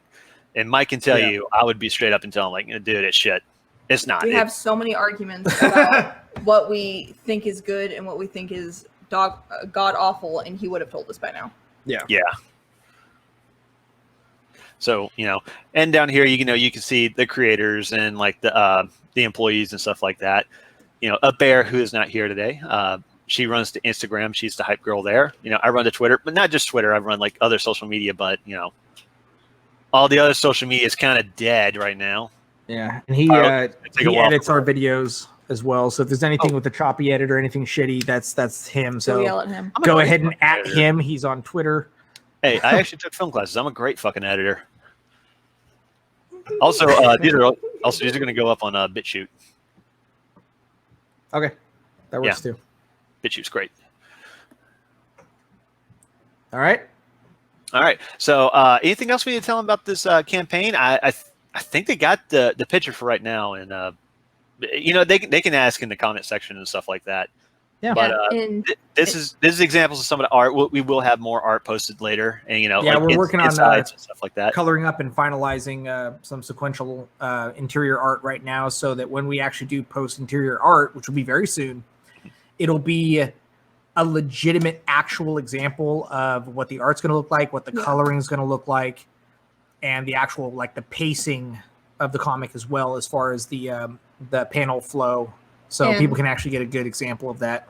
Just a little reminder, and this isn't shitting on anybody or giving excuses. It's some of these campaigns have an inker and a colorist, maybe a penciler. Like they have people on the team. We have Mike writing, and we have me doing the art, and that's it. Yeah. So it's taken for fucking ever to get these this interior art, because it's not just like I'm inking and then I'm giving Kyle Ritter the shit to color. No, it's Not shitting on Kyle Ritter. He's amazing. I would love to give it to him to color, but we don't have that. we don't have the money to do that. We don't have that luxury. Love you to death, brother. Maybe next time. Yeah, but being this is our first comic, we have the funds to do only so much. So we only have the funds to hire me. Yeah. So yeah, this is what's up. It is me, it is Mike, and we're just putting It's a labor of love. yeah, Yeah. we're putting our heart into this, and we want to share it with y'all. So All right. Yeah, and I can barely be So- fucked to even get my ass to draw on my own project. So, you're forcing yourself to actually make, these deadlines and stuff like that. So, Oh yeah. shit be rough, yo. Yeah. Well, hell, this thing is it'll be edited, but at this point in time, we're coming up on 4 hours, so we're gonna wrap it up and sign off. But even then, after this, we still have a whole fucking work day to do, and that's what we're doing. That's what we're putting in. We have hours and hours every day, just looking at it, double checking it, triple checking it, making sure every panel looks good. which is why we have friends of ours doing social media and stuff, because we don't have time Yeah, for we this do not shit. have time for aside from social media being cancer, we're not on it, not as a cop out, but we want to give you the best that we can, and we don't have fucking time to be fucking around with Twitter. that's all it is, man. But anyway, I think we're good for today, and we will sign off. I am Jegs, and that is Mike and Snoots. Yep. Hail ComicsGate. Hail ComicsGate, hail the chat, hail our fans, and thank you guys so much for watching, and we'll see y'all next time. And Tom King is a queen. I'm King's a Queen. God damn it. Peace out.